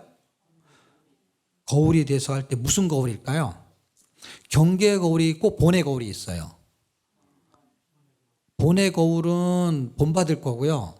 경계의 거울은 본받으면 안 되는 거울이에요. 저렇게 하면 안 돼 하는 건데 저렇게 하면 안 돼 하는 얘기예요. 왜냐하면 여기가 저희의 다수는 했잖아요. 그러니까 이거는 경계의 거울이 되는 것이죠. 그래서 그런 일은 우리의 거울이 되어 우리로 하여금 저희가 악을 즐겨한 것 같이 즐겨하는 자가 되지 않게 하려 합니다. 이렇게 쓰고 있는 거예요. 그러니까 지금 바울은 고린도 교회의 현상과 광야교회 현상이 너무 똑같다라는 시각을 가지고 1500년 전의 사건을 통해서 이스라엘 백성들이 엄청난 깨달음을 지금 주고 있는 거예요. 그리고 지금 이 책이 쓰여지고 우리가 2000년이 지났어요. 2000년이 지난 지금도 우리는 고린도 교회하고 똑같은 삶을 살고 있어요. 그래서 이게 키라는 게 뭐냐면 고린도 교회가 빠져나올 수 있는 키를 여기다 썼기 때문에 우리가 고린도 교회와 같고 광야교회와 같은 삶을 살지라도 빠져나올 수 있는 걸 여기서 찾는 방법밖에 없어요. 우리도 사실은 앞에 뒤에 다 걸려들거든요. 경우에 따라서. 우리는 부활을 믿는데요. 부활을 믿죠. 부활의 삶을 안 살아서 그렇지. 네? 그리스도를 머리에 두질 않잖아요. 그러니까 싸우는 것이죠. 그러니까 누가 머리냐 할 때 여자의 머리는 남자고 남자의 머리는 그리스도다 하는 거예요. 그리스도를 머리에 두게 되면은 여자 위에 남자가 있는 것 같아. 천만의 말씀이. 그리고 있다고 칩시다, 뭐. 그래서 그 머리는 이렇게 있는데 또 머리가 있으면 헷갈리잖아요. 그러니까 여자의 머리는 남자. 그리고 남자의 머리는 그리스도. 그리스도가 머리 위에 있다고 쳐요. 그리고 머리는 남자예요.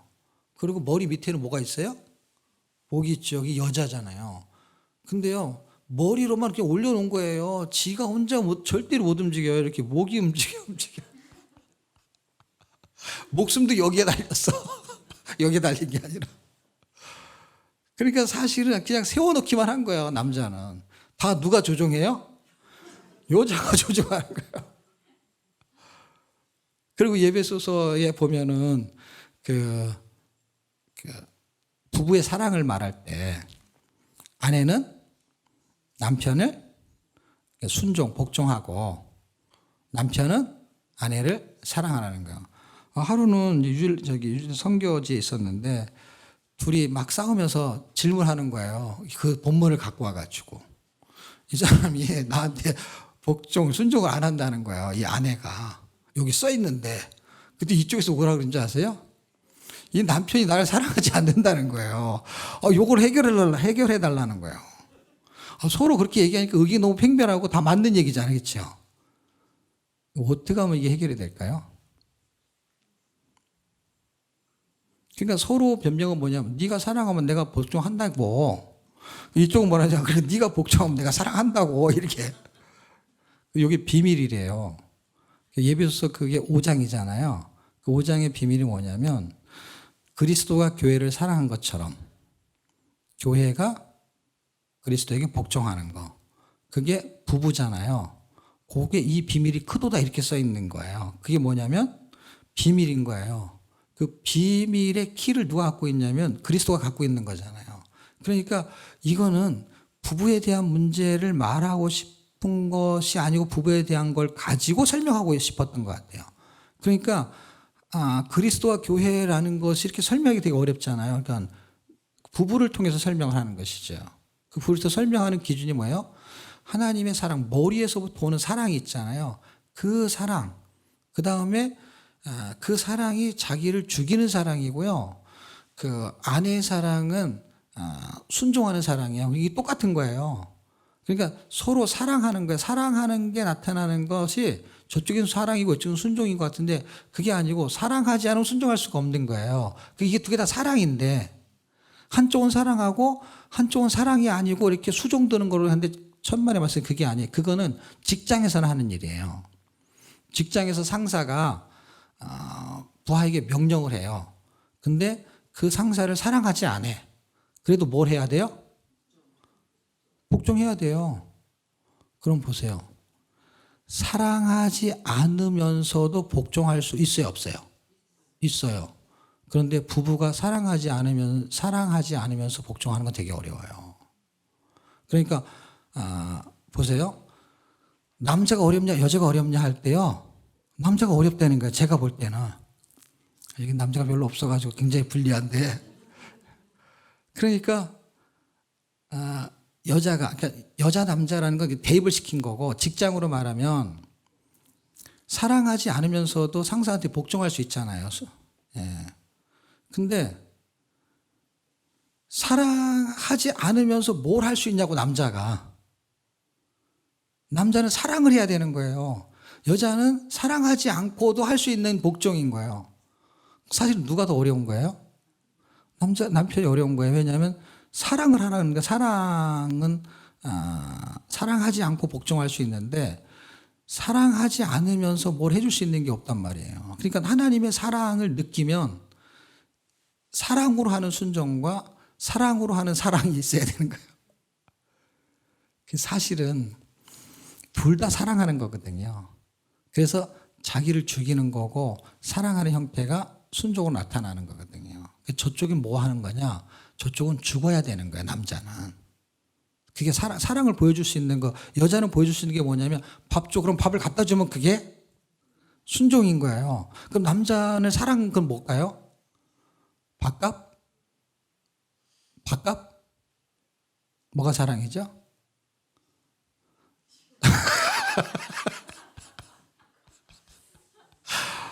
그래서 예수님이 사랑을 이 비밀이 크다는 거 뭐예요? 예수님이 죽어준 거잖아요. 저는 사실 어떤 면에서는 남편이 아내를 위해서 죽어주는 것이 사랑인 것이죠. 네, 근데 남편이 아이를 죽여주잖아요.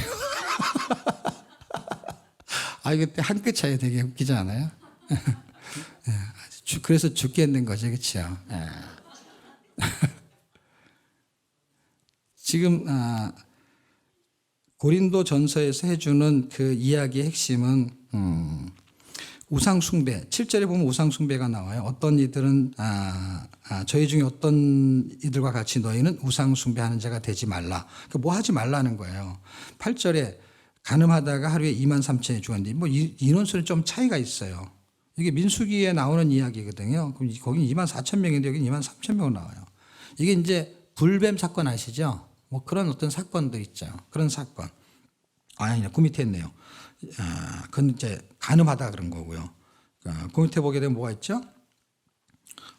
민수기 21장에 나온 노뱀 사건 있잖아요.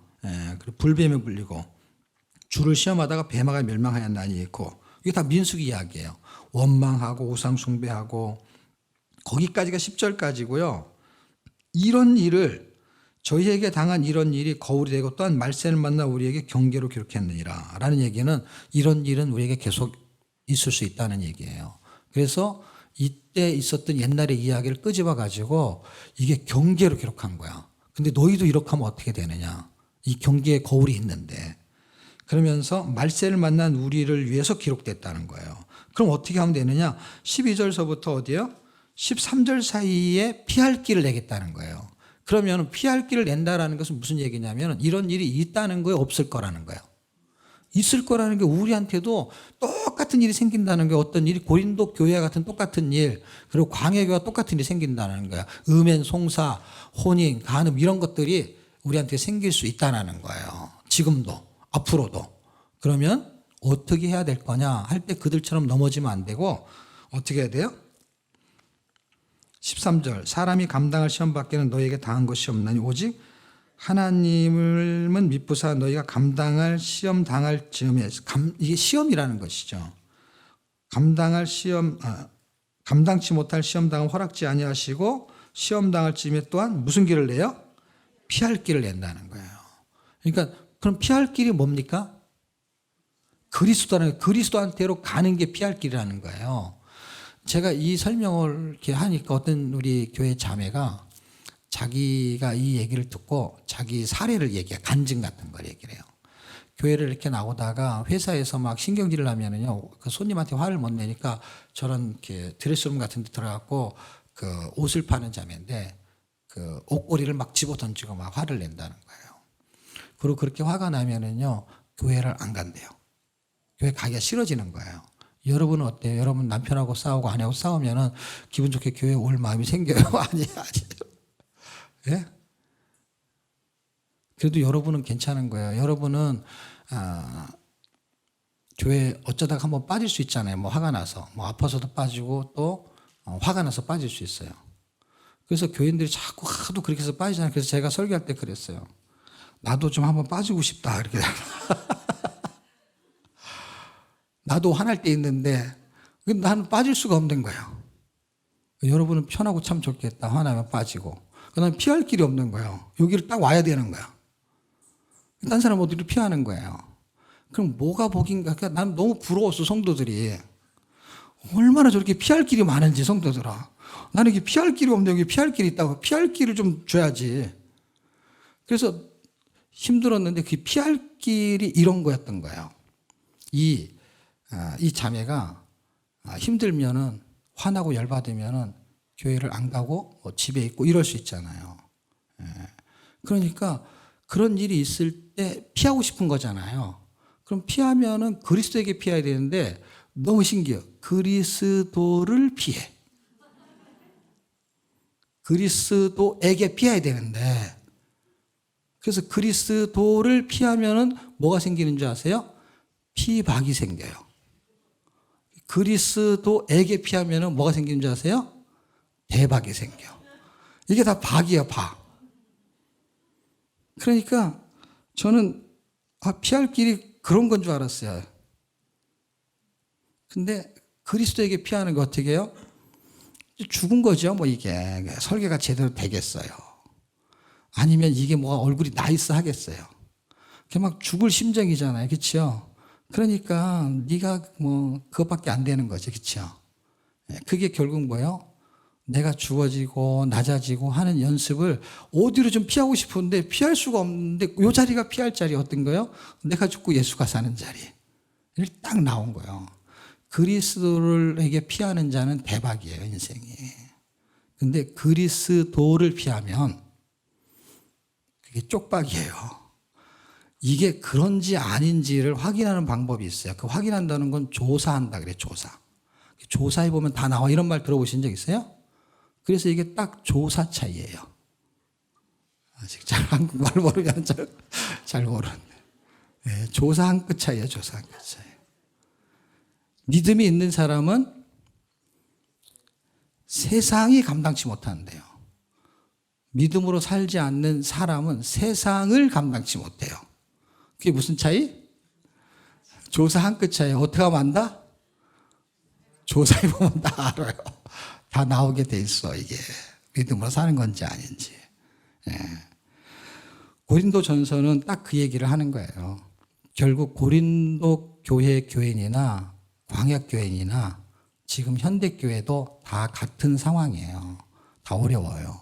그런데 지금 피할 길을 말하고 있습니다. 피할 길은 여전히 그리스도밖에 없고 31절 그런즉 너희가 먹든지 마시든지 무엇을 하든지 다 하나님의 영광을 위하여 하라.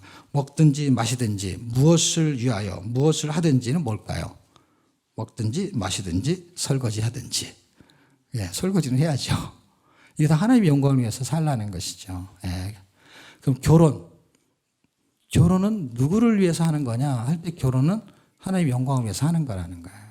예, 그런 이야기가 고린도 전서에 기록이 되어 있고요. 고린도 후서는 고린도 전서와 후서를 믹싱해서 설명을 해볼게요. 그래서 무슨 얘기냐면 고린도 후서는 사실 굉장히 내용이 재미있는 내용들이 많이 있습니다. 그리고 실제 고린도 전서는 그 새 언약의 기초, 우리 지금 이걸 해야 되는데 안 했네. 고린도 전서 이걸 해야지. 14쪽.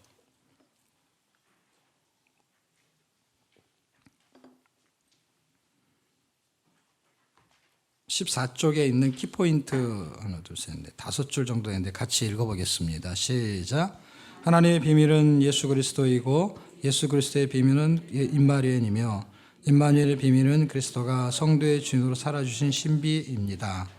고린도 전서는 하나님의 비밀이신 예수 그리스도가 십자가 위에서 죽으신 구속의 은혜로 말미암아 사람들 사이에서 벌어지는 분쟁, 음행, 송사, 혼인, 우상의 제물을 먹는 것, 주를 시험하여 우상을 숭배하는 모든 문제를 해결할 수 있음을 알려줍니다. 그것은 하나님의 능력으로 다시 사신 예수 그리스도의 부활을 통해서 확증합니다. 그래서 여러분 거기 보면 음행, 분쟁, 음행, 송사 거기 나오잖아요. 그래서 거기서 만약에 여러분이 연필이 있으면 분쟁은 1장에서 4장이에요. 그다음에 음행 5장, 송사 6장, 혼인 7장, 우상제물 8장, 주를 시험하는 거 9장, 우상 숭배하는 거 10장. 10장이 키가 돼가지고 나머지 11장부터는 그렇게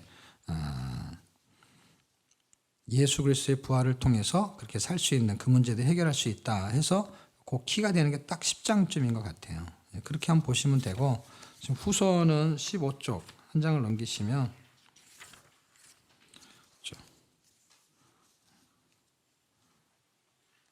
거기도 같이 한번 읽어요. 시작. 바울은 고린도 전서에서 고린도 교회 내부에서 벌어진 문제들에 대해 그리스도의 복음인 십자가의 도를 해답으로 제시합니다. 고린도 후서에서는 고린도 교회 외부에서 침입해 들어온 다른 예수, 다른 영, 다른 복음에 대해 마음판에 새겨진 새 언약의 복음을 해답으로 제시합니다. 구원은 예수 그리스도의 구속 사역을 통해 값없이 얻는 은혜입니다. 그런데 유대 율법주의자들은 오늘까지 구약과 모세의 글을 읽을 때 마음이 수건으로 가려진 것처럼 참뜻을 깨닫지 못하고 율법을 지켜야 구원이 있다고 생각합니다. 그러나 구원은 돌판에 새겨진 율법에 의하지 않고 육의 마음판에 새겨진 새 언약의 복음으로 얻습니다. 그러므로 마음판에 새겨진 복음으로 구원받은 새 언약의 일꾼은 율법의 건고한 진을 파하는 새 언약의 사역을 하게 됩니다.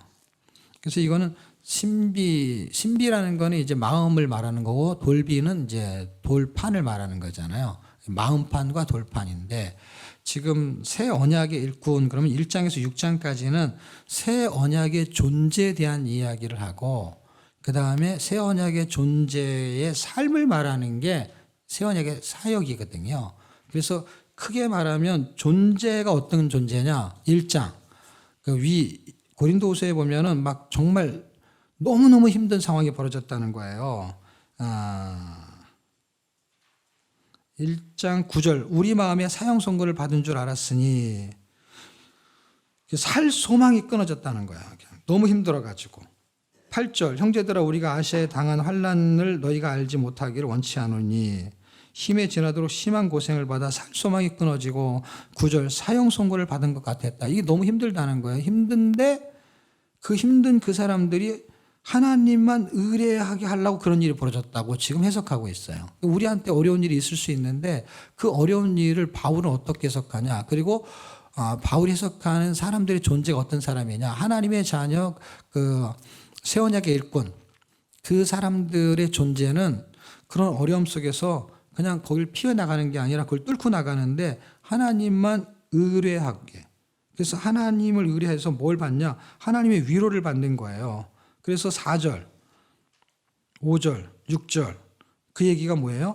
우리의 모든 환난 중에서 우리를 위로하사 모든 환난 중에 있는 자들을 능히 위로하게 하시니. 이게 무슨 말이냐면 제가 옛날에 TV를 볼 때 고엽제 사건 때문에 어떤 사람이 다리를 한쪽 자르게 생겼어요. 그런데 누가 와서 위로를 해도 위로가 안 돼. 지금 다리가 지금 없어지게 생겼어요. 그러니까 그건 뭐 무슨 말로 위로가 되겠어요. 근데 사람들이 와서 그래도 뭐 한마디씩 해요. 그런데도 위로가 안 돼. 그런데 고엽제로 인해서 이 사람보다 먼저 다리가 잘린 사람이 있어요. 그 사람은 두 다리가 다 잘렸어. 그리고 이 사람은 한 다리만 잘릴 거야. 그래서 두 다리 잘린 사람이 한 다리 잘릴 사람한테 와가지고 있잖아요. 딱 들어오면 얼굴 표정이 벌써 달라져. 그리고 이 사람이 말하는 건 다 위로가 돼. 그리고 여기 지금 뭐라고 써 있냐면 모든 환난 중에 있는 자들을 능히 위로하게 하시니. 그러니까 사형 선고를 받을 정도로 너무너무 힘든 상황에서 이거를 이겨낸 사람은 요거보다 못한 환난을 당한 모든 사람들을 위로하는 위로자의 위치를 갖게 된다는 거예요. 그래서 여러분이 당하는 고난이 너무너무 힘든데 그놈이 도구가 될 때가 있다는 거예요. 어떤 게? 그와 비슷한 어려움을 당하는 사람한테 위로자가 된다는 거예요. 그래서 하나님만 의뢰하는 사람, 그래서 하나님만 바라보게 만들어 놨어요. 어떻게 해요? 그 고난 때문에. 그게 이제 9절이잖아요. 그래서 정말 힘든 일이 있을 때 사실은 위로라는 걸 하기가 되게 어렵거든요. 그런데 그래서 사람이 참 위로하는 게 힘든 거거든요. 그래서 그 위로는 하나님만 하실 수 있는 위로죠. 하나님을 의뢰해서. 그래서 그게 위로라는 거예요. 위로. 아래로. 그래서 하나님의 위로는 어디서 와요? 위로에서 와요. 한국말이 너무 좋지 않아요, 여러분? 위로가 되지 않아요? 한국말 자체가? 네. 그런데 우리한테도 그 자를 세우고 싶은 거예요, 하나님. 하나님은 그 자체가 위로자예요. 그런데 우리도 같이 하나님과 같은 위로자를 쓰기 위해서 어떻게 해요? 환난과 고난 중에서 그걸 넘어서게 할 때 나를 위한 게 아니라 나처럼 힘든 사람을 위해서 내가 이미 그것을 경험한 거예요. 예수님이 십자가에 죽으신 그 어마어마한 사건 때문에 우리가 위로를 받는 거고, 바울이 엄청난 고난을 당하는 게 고린도후서에 많이 나오거든요. 이 뒷부분에 가면 뭐 그냥 흑암에 갇히고 파선을 당하고 그다음에 40에 감한 매를 막 몇 번씩 맞고 그런 이야기를 뒤에다 써요. 왜? 신앙생활이 이런 거다라는 얘기를 하려고. 그래서 앞에 1장부터 그런 얘기가 나와요. 그리고 뒤로 가서 막 사실은 한 10여 장쯤 가잖아요. 그러면 정말 힘들었던 거. 근데 그 사람이 하나님의 위로를 받았어요. 어떤 위로? 위에 가가지고 3층 천 기억나세요? 그게 이 고린도후서에 나오는 거예요. 그러니까 이걸 감당할 수 있는 능력이 있는 거예요. 왜냐하면 그는 진짜 뭘 받냐면 로마서 같은 데서 현재의 고난은 장차 우리에게 나타날 영광과 좋기 비교할 수 없도다. 이게 이론이 아니에요, 이 사람한테는. 왜? 이 사람은 빌립보서에서 뭐라 그러냐면 내가 사나 죽으나 주를 위해서, 살아도 주를 위해서, 죽어도 주를 위해서, 그리고 살아있는 게 더 좋냐 죽어있는 게 좋냐 이렇게 빌립보인들이 말한다면 나는 지금 차라리 죽는 게 낫다는 거예요. 그게 진심이었던 거예요. 왜냐하면 현재 고난보다 고난을 많이 받았잖아요. 근데 앞으로 나타날 장차 영광이 너무 크다는데 이 사람이 이걸 봤던 거야. 왜? 삼층천에 갔다 왔다는 얘기를 하잖아요, 지금. 이 고린도후서에서. 그 백그라운드를 가지고 이 사람이 빌립보서를 쓰고 그다음에 로마서를 쓰는데 이분의 심정이 제가 이해가 가는 거예요. 이걸 뭔가를 봤다, 이 사람은. 보지 않고는 이 고난을 이겨낼 수가 없다. 이제 이분은 하나님의 위로를 늘 하나님하고 연결된 끈을 갖고 있었던 거예요. 위에. 그래서 이 땅에서 벌어지는 환란을 이겨낼 수 있는 게 뭐냐면 이 끈을 붙잡았기 때문에 위에 있는 끈. 그분의 위로를 받고 그리고 그와 비슷한 고난을 당하는 사람이 위로자로 하나님이 세우는 거야, 이 사람을. 그래서 새 언약의 일꾼은 위로자라는 거예요, 위로자. 넉넉히 이 세상을 이겨나가는 사람으로 살아내야 되는 거예요. 왜냐하면 위로자로 세우는 거니까. 여러분이 무슨 학습을 하고 공부를 해요. 그러니까 예를 들면 신학을 공부를 하든지 의학을 공부를 하든지 또 뭐냐면 법학을 공부하든지 하면은 그 공부를 하고 나야만이 그거를 가리키잖아요. 그러니까 우리가 위로자가 되려면 그 고난을 겪어야 되는 거예요. 근데 하나님 우리를 위로자로 쓰기를 원하시는 거예요. 그래서 우리에게는 고난이 있는데 그 고난 대학을 우리가 학위를 따야만이 다른 사람한테 가르칠 수 있는 거죠. 교사가 돼가지고. 그게 새 언약의 일꾼의 존재가 위로자예요. 첫 번째는. 그 위로자가 그 다음에 2장에 가면 뭐가 되냐. 그런 사람이 그리스도의 향기를 바란다는 거예요. 1장은 하나님의 위로자, 2장은 그리스도의 향기라는 거예요. 그리고 3장은 그런 사람은 그리스도의 편지라는 거예요. 그리고 그 사람은 그리스도를 질그릇에 보배를 가진 것처럼 그 사람은 그리스도의 보배로운 사람이라는 거예요. 왜냐하면 고린도후서 4장 7절이 그리스도를 맞나요? 4장 7절인데 맞죠? 예, 보배를 질그릇에 가졌으니 그리스도의 보배가 되는 거고요. 5장은 그리스도의 대사, 사신이 되는 것이죠. 그리고 6장은 하나님의 성전이 되는 거고 7장서부터 13장까지의 이야기는 7장은 회개를 시키는 사역이니까 회개 사역을 해요. 8장과 9장은 구제 사역을 해요. 10장에서 13장은 진리 사역을 합니다. 그래서 거기에 바울이 당한 고난들이 쭉 나오는데 특히 어떤 이야기가 나오냐면은 12장에는 육체의 가시가 있는데 3번 기도하는데 응답해 주지 않아요. 어떤 응답이냐면 응답은 하긴 했지만 원하는 응답. 그 질병을 고쳐주지 않아요. 근데 생각해 보세요. 바울이라는 사람은 유도고 죽은 사람도 살린 적이 있거든요. 그리고 우리가 오전에 그 사도행전을 좀 봤잖아요. 그의 손수건을 만지기만 해도 병이 낫기도 했어요. 그 손수건은 이제 뭐 좀 저기 앞치마처럼 두르고 있는 그런 걸 의미한다고 하는데요. 그럼 생각해 보세요. 남이 손수건을 이렇게 만지기만 했는데 낫어. 나는 그걸 아예 두르고 있어. 근데도 안 나. 이상하지 않아요, 여러분? 나는 이걸 아주 그냥 가지고 있어, 그냥 이렇게. 어떤 사람이 이렇게 살짝 만지기만 했어. 그래서 지금 바울은 바울은 그 손수건을 지니고 있는데도 안 나는 거예요. 그럼 사실은 이 능력은 어디에서 오는 거예요? 바울에서 오는 게 아닌 거죠. 바울을 타고 가는 거죠. 통로죠. 그러니까 그 능력이 어디에서 오는지를 가르쳐 주려고 했던 것 같아요, 하나님은. 그래서 네가 약할 때 강해야 되는 거야. 왜? 나만 의지하니까. 하나님만 의지하게 하는 거예요. 그래서 내 은혜가 내게 족하도다. 그러면서 고린도 전서와 고린도 후서의 그 키가 되는 거. 키가 된다는 게 뭐냐면 그 새 언약의 일꾼의 존재 있잖아요. 존재의 핵심적인 키는 위로자, 그 다음에 편지, 그러니까 향기, 편지, 대사 이런 게 있잖아요. 그걸 다 아우르는 거 하나를 가지고 있어요. 이걸 다 외울 수는 없잖아요. 그렇죠? 제가 이제 강의를 하니까 이걸 그냥 외우든지 아니면 보고 하든지 하면서 설명하지만 듣는 사람이 1장 뭐라 그랬지? 2장 뭐라 그랬지? 그렇게 해가지고 이게 66권을 장별로 다 외우면서 책을 어떻게 읽어요? 그러니까 큰 키를 잡는 거거든요. 시간이 좀 있다 싶으면 장별로 그냥 설명하는 것 뿐이지 한 권을 어떻게 이해하는 게 좋냐 이런 거거든요. 로마서는 복음의 핵심을 말하는 거고 그 다음에 고린도 전서는 사실 1장 18절이 키거든요. 제가 이게 장별로 설명하라고 그랬지 키가 되는 거는 십자가의 도거든요. 그 십자가의 도가 하나님의 지혜라는 거예요. 그래서 이 피할 길에서 핵심이 되는 거는 십자가의 메시지를 갖고 있는 사람은 피할 길로 갈 수 있다라는 거예요. 그래서 저는 핵심적인 키는 1장 18절에 있다고 보거든요. 그리스도의 십자가. 그게 하나님의 도고 전도에 미련한 것으로 하나님은 사람들을 구원하기를 기뻐하셨다는 거예요. 그 전도에 미련한 것이 뭐예요? 전도의 메시지. 그냥 이렇게 전달하는 거죠. 예. 그 하나님의 기준을 가진 사람은 고린도 전서의 삶을 살아낼 수 있는, 벗어날 수 있는 거죠.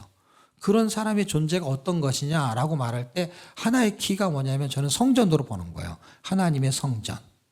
성전의 의미를 고린도 전서와 고린도 후서로 설명하고 제가 갈라디아, 에베소, 빌립보, 골로새서를 한 30분 만에 설명할게요. 지금 고린도 전서 3장 16절을 하나 적어 놓으시고 고린도 후서 6장 16절을 적어 놓으시고 그거를 찾아서 한번 보고 간단히 설명하겠습니다. 고린도 전서 3장 16절은 적어 놓기만 하고 6장을 읽게요. 왜냐하면 고린도서 3장 16절은 사람들이 많이 외워요. 너희가 하나님의 성전인 것을 알지 못하느냐. 뭐가 거하는? 성령이 거하는. 그래서 성령이 거하는 하나님의 성전이라는 거예요. 그래서 존재를 말하는 게 존재. 성전에는요, 본질이 있고 기능 같은 게 있어요. 뭐라 그래야 되나. 고린도전서 3장 16절은 성전의 본질을 말해요. 본질. 이렇게 본질이라는 거 어떤 거냐면은 이런 거예요. 성전이라는 거를 건물을 지었어요. 뭐 하려고 지었겠죠? 학교를 지었어요. 뭐 하려고 지었겠죠? 공부 같은 거 가리키려고 지은 거잖아요. 그럼 여기서도 공부를 할 수 있지만 메인이 되는 거는 성경 공부가 아니잖아요. 그렇죠? 그걸 다 할 수 있는 거고 밥도 먹을 수 있고 그 식당은 아니잖아요. 그러니까 성전의 본질은 뭘까요? 예배야. 예배가 본질은 하나님과의 관계를 말하는 거니까. 그래서 성전의 본질은 성도의 뭐가 되냐면 존재가 되는 거예요. 그러니까 성전이 성도거든요. 성령이 있는 거. 그래서 성도의 존재는 뭐냐? 본질적으로 하나님의 자녀 구원인 거, 예배자인 거, 예배자. 그런데 그 성전의 본질은 뭐를 갖고 있냐면 기능을 갖고 있잖아요. 기능. 그러니까 성전의 본질은 존재를 말하는 거니까 사람으로 오면 구원을 말하는 거죠.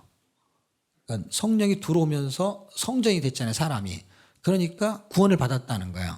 그래서 성전의 존재가 결국 성전의 기능을 하는 거니까 그 기능은 삶을 말하는 거잖아요. 그래서 기능이 어떤가 할 때 고린도후서 6장 16절 그건 이제 성경으로 보시면 이해가 쉽죠. 설명이 다 돼 있으니까.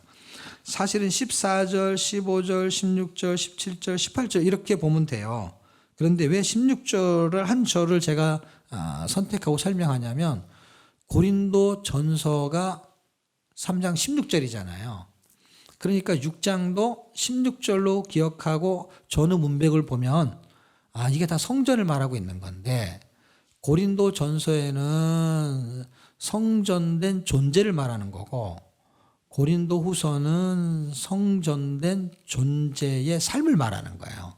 그래서 그 하나님의 성전은 그렇게 세상과 일치하면 안 된다는 거예요. 그러니까 세상과 짝하면 살면 안 된다는 거예요. 그러니까 고린도 전서, 고린도 후서를 한 권의 책으로 보면 성전으로 해석해서 구원받은 사람의 삶을 말하는 건데 구원받은 존재는 그 광약교회 교인들처럼 살면 안 되는 거다.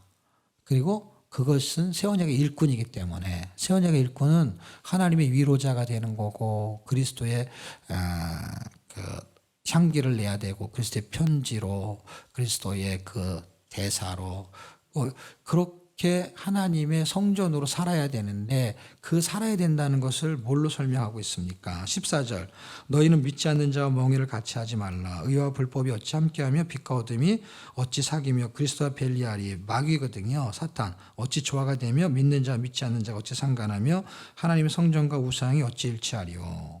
우리는 살아계신 하나님의 성전이 이와 같이 주께서 가라사대 내가 너희 가운데 거하고 두루 행하며 우리 안에 산다는 거예요. 나는 저희 하나님이 되고 저희는 나의 백성이 되리라. 그러므로 주께서 말씀하시기를 너희는 저희 중에서 나와 따로 있고 부정한 것을 만지지 말라. 내가 너희를 영접하여 너희에게 아버지가 되고 너희는 내게 자녀가 되리라. 하나님의 자녀의 삶을 말하는 거잖아요. 그렇죠?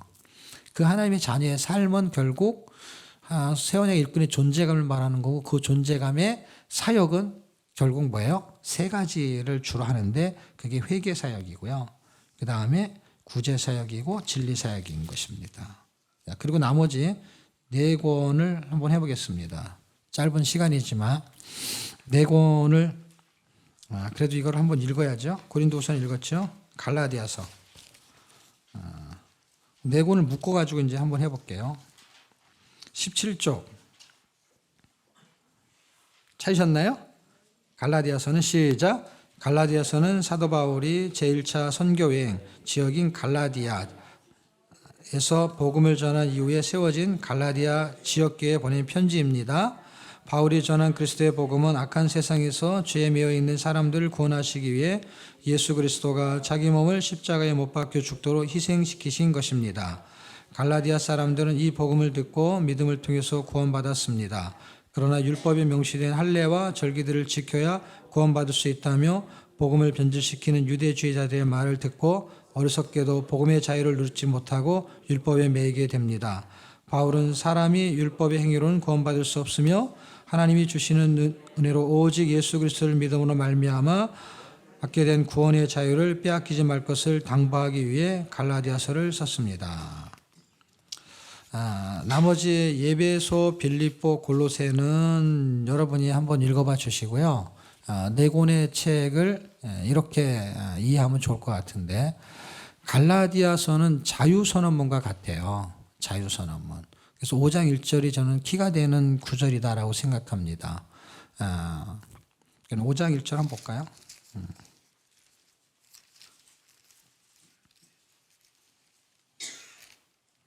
그리스도께서 우리로 자유케 하려고 자유를 주셨으니 그러므로 굳세게 서서 다시는 종의 멍에를 매지 말라 이렇게 말하고 있습니다. 자유를 선언하고 있습니다.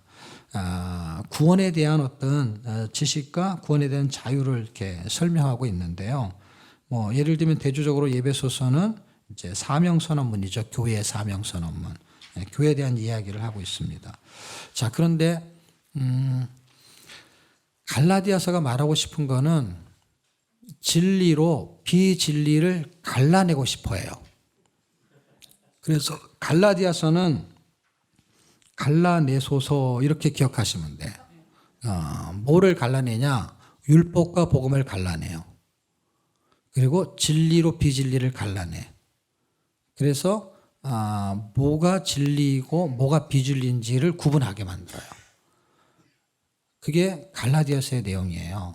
그러니까 여러분이 갈라디아서를 기억할 때 한 줄로 제가 지금 자세하게 설명을 지금 못하지만 어쨌든 큰 기로 네 권을 이렇게 한 단어로 문장으로 기억하시고 읽어주시면 좋겠는데 갈라디아서는 갈라낸다는 뜻이에요.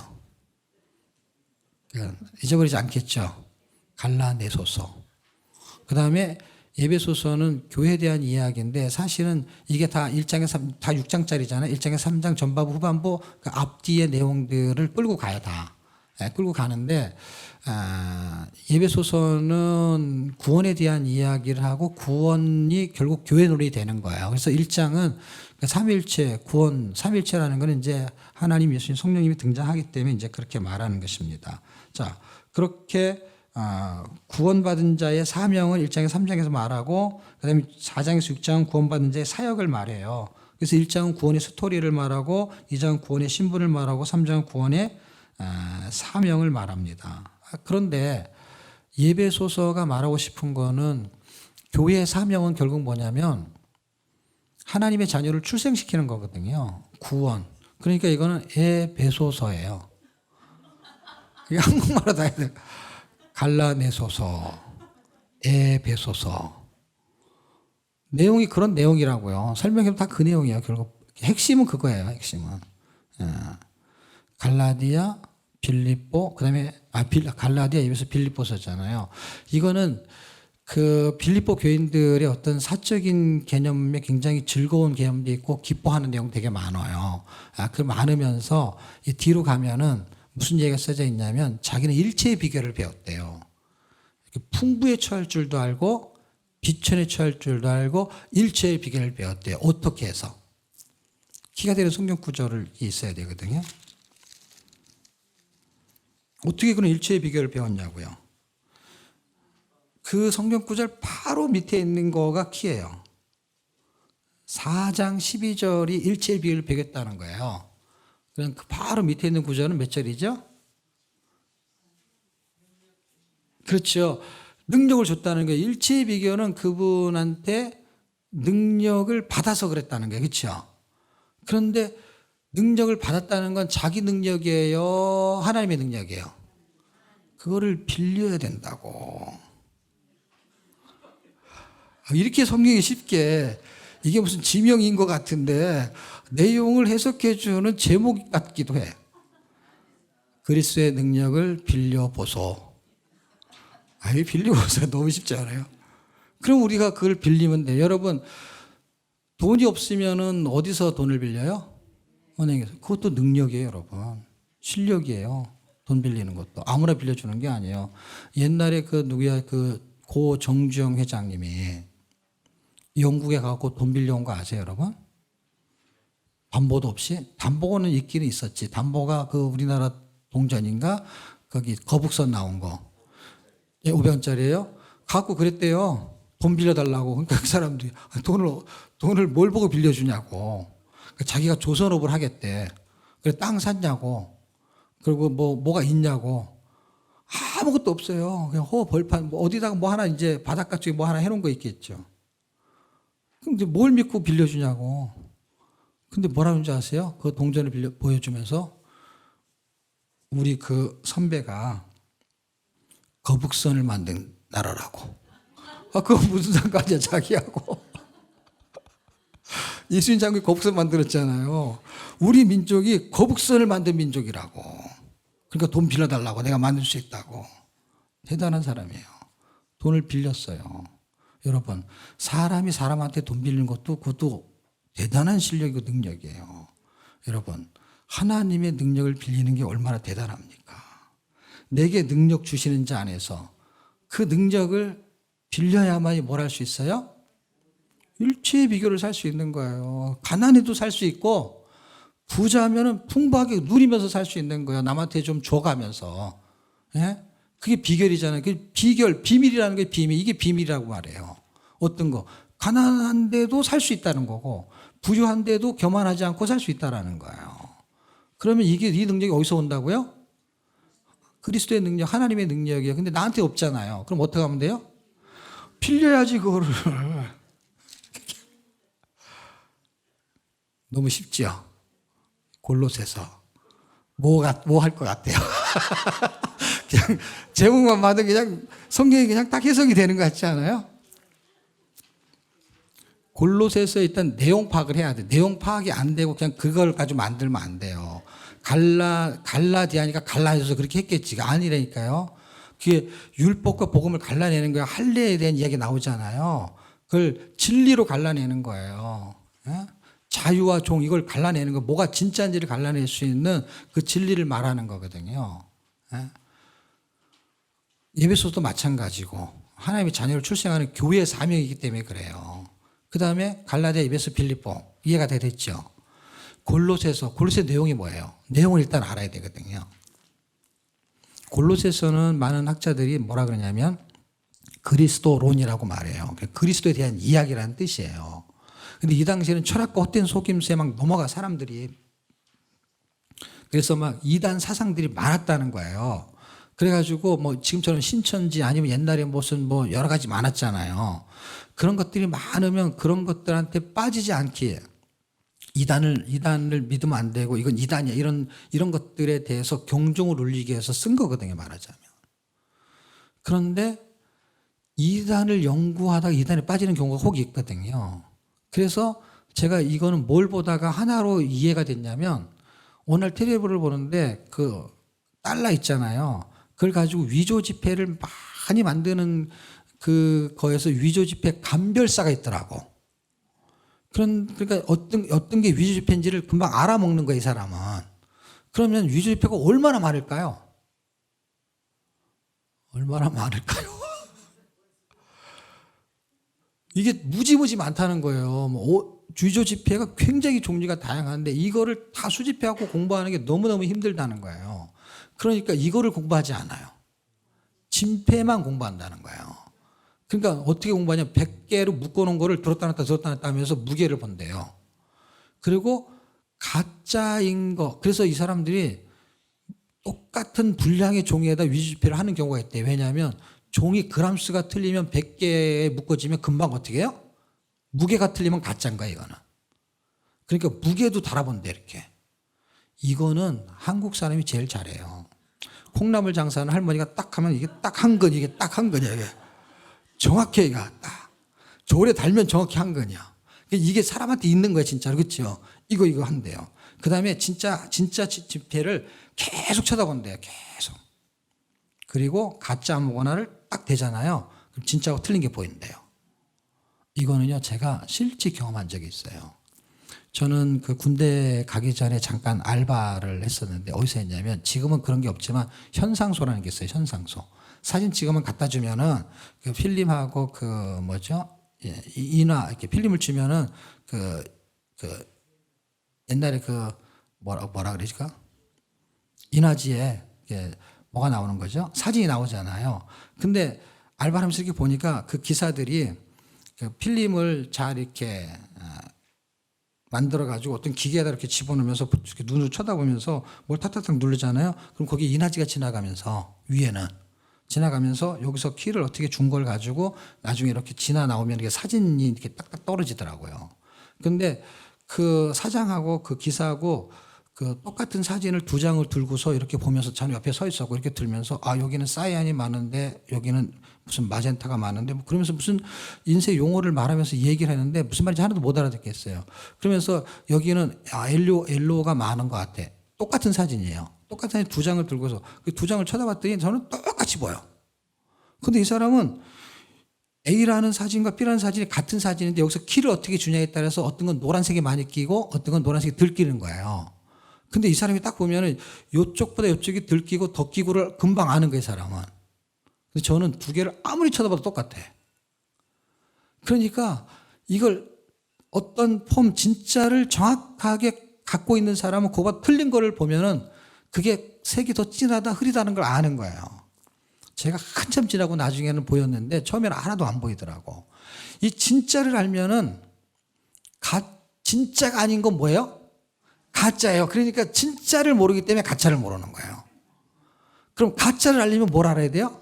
진짜를 알면 되는 거예요. 그래서 우리는 진짜를 잘 몰라.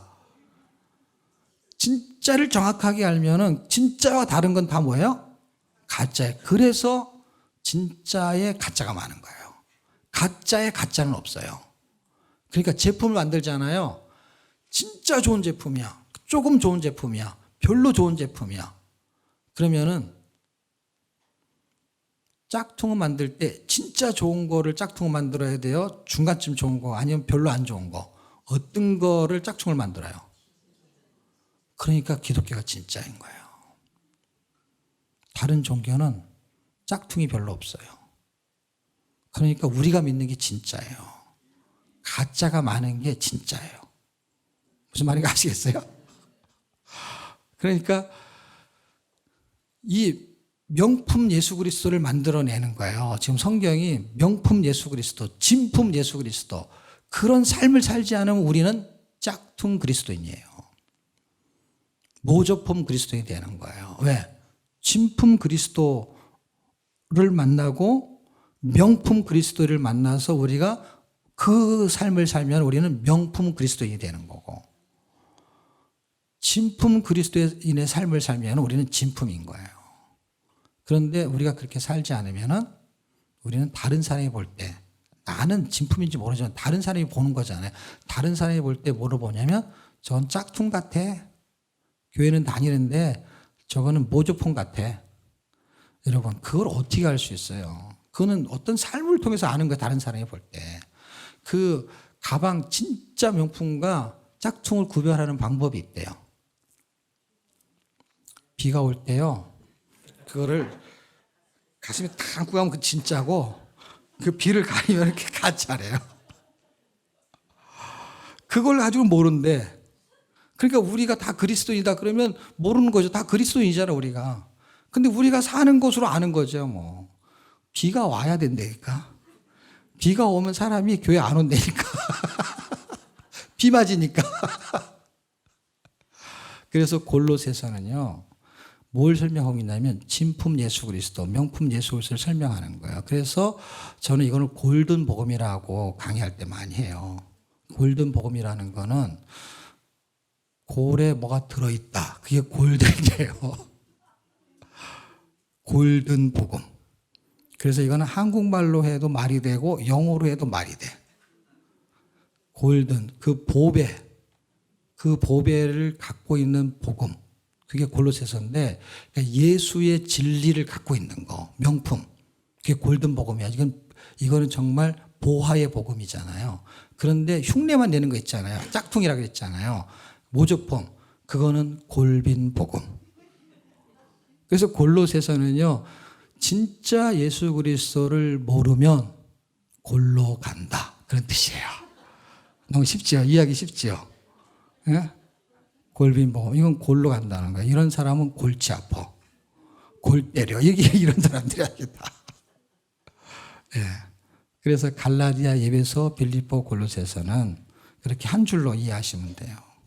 그래서 예수의 실체를 알아야 되는 게 골로새서고요. 그 다음에 일체 비결하는 게 빌립보서예요. 그리고 에베소서는 교회 사명이에요. 교회 사명은 결국 뭐예요? 그리스도의 복음을 전하고 새로운 생명을 탄생시키는 그런 사명, 사역을 우리가 갖게 된 것이죠. 그리고 갈라디아서는 진리로 비진리를 갈라내는 거예요. 그래서 갈라디아, 에베소, 빌립보, 골로새서, 갈라네소서, 에베소서, 빌려보소, 골든 복음이죠. 그리고 골든 타임이라는 게 있어요. 골든 타임은 뭐예요? 뭐 뇌졸중 환자가 병원에 가는 것에 3시간이다. 그러면은 3시간 안이 골든 타임이래요. 그 후에 가면은 그게 안 좋대요. 빨리 고치기가 힘들대요. 우리가 사는 이 세상이 골든 타임이거든요. 그러니까 이 사는 동안에 우리가 예수로 살아내는 거. 이 골든 타임은 우리가 살다 죽기 전까지가 골든 타임이에요. 그러니까 시간이 많지 않은 거예요. 골든 타임의 시기에 예수로 살아낼 수 있는. 그러려면 예수를 알아야 되는 것이죠. 예수의 실체를 정확하게 잘 설명해 주기 골로새서니까 여러분이 이제 성경 읽을 때 그런 초점을 읽으면 성경이 잘 읽혀질 것입니다. 여기까지 하겠습니다.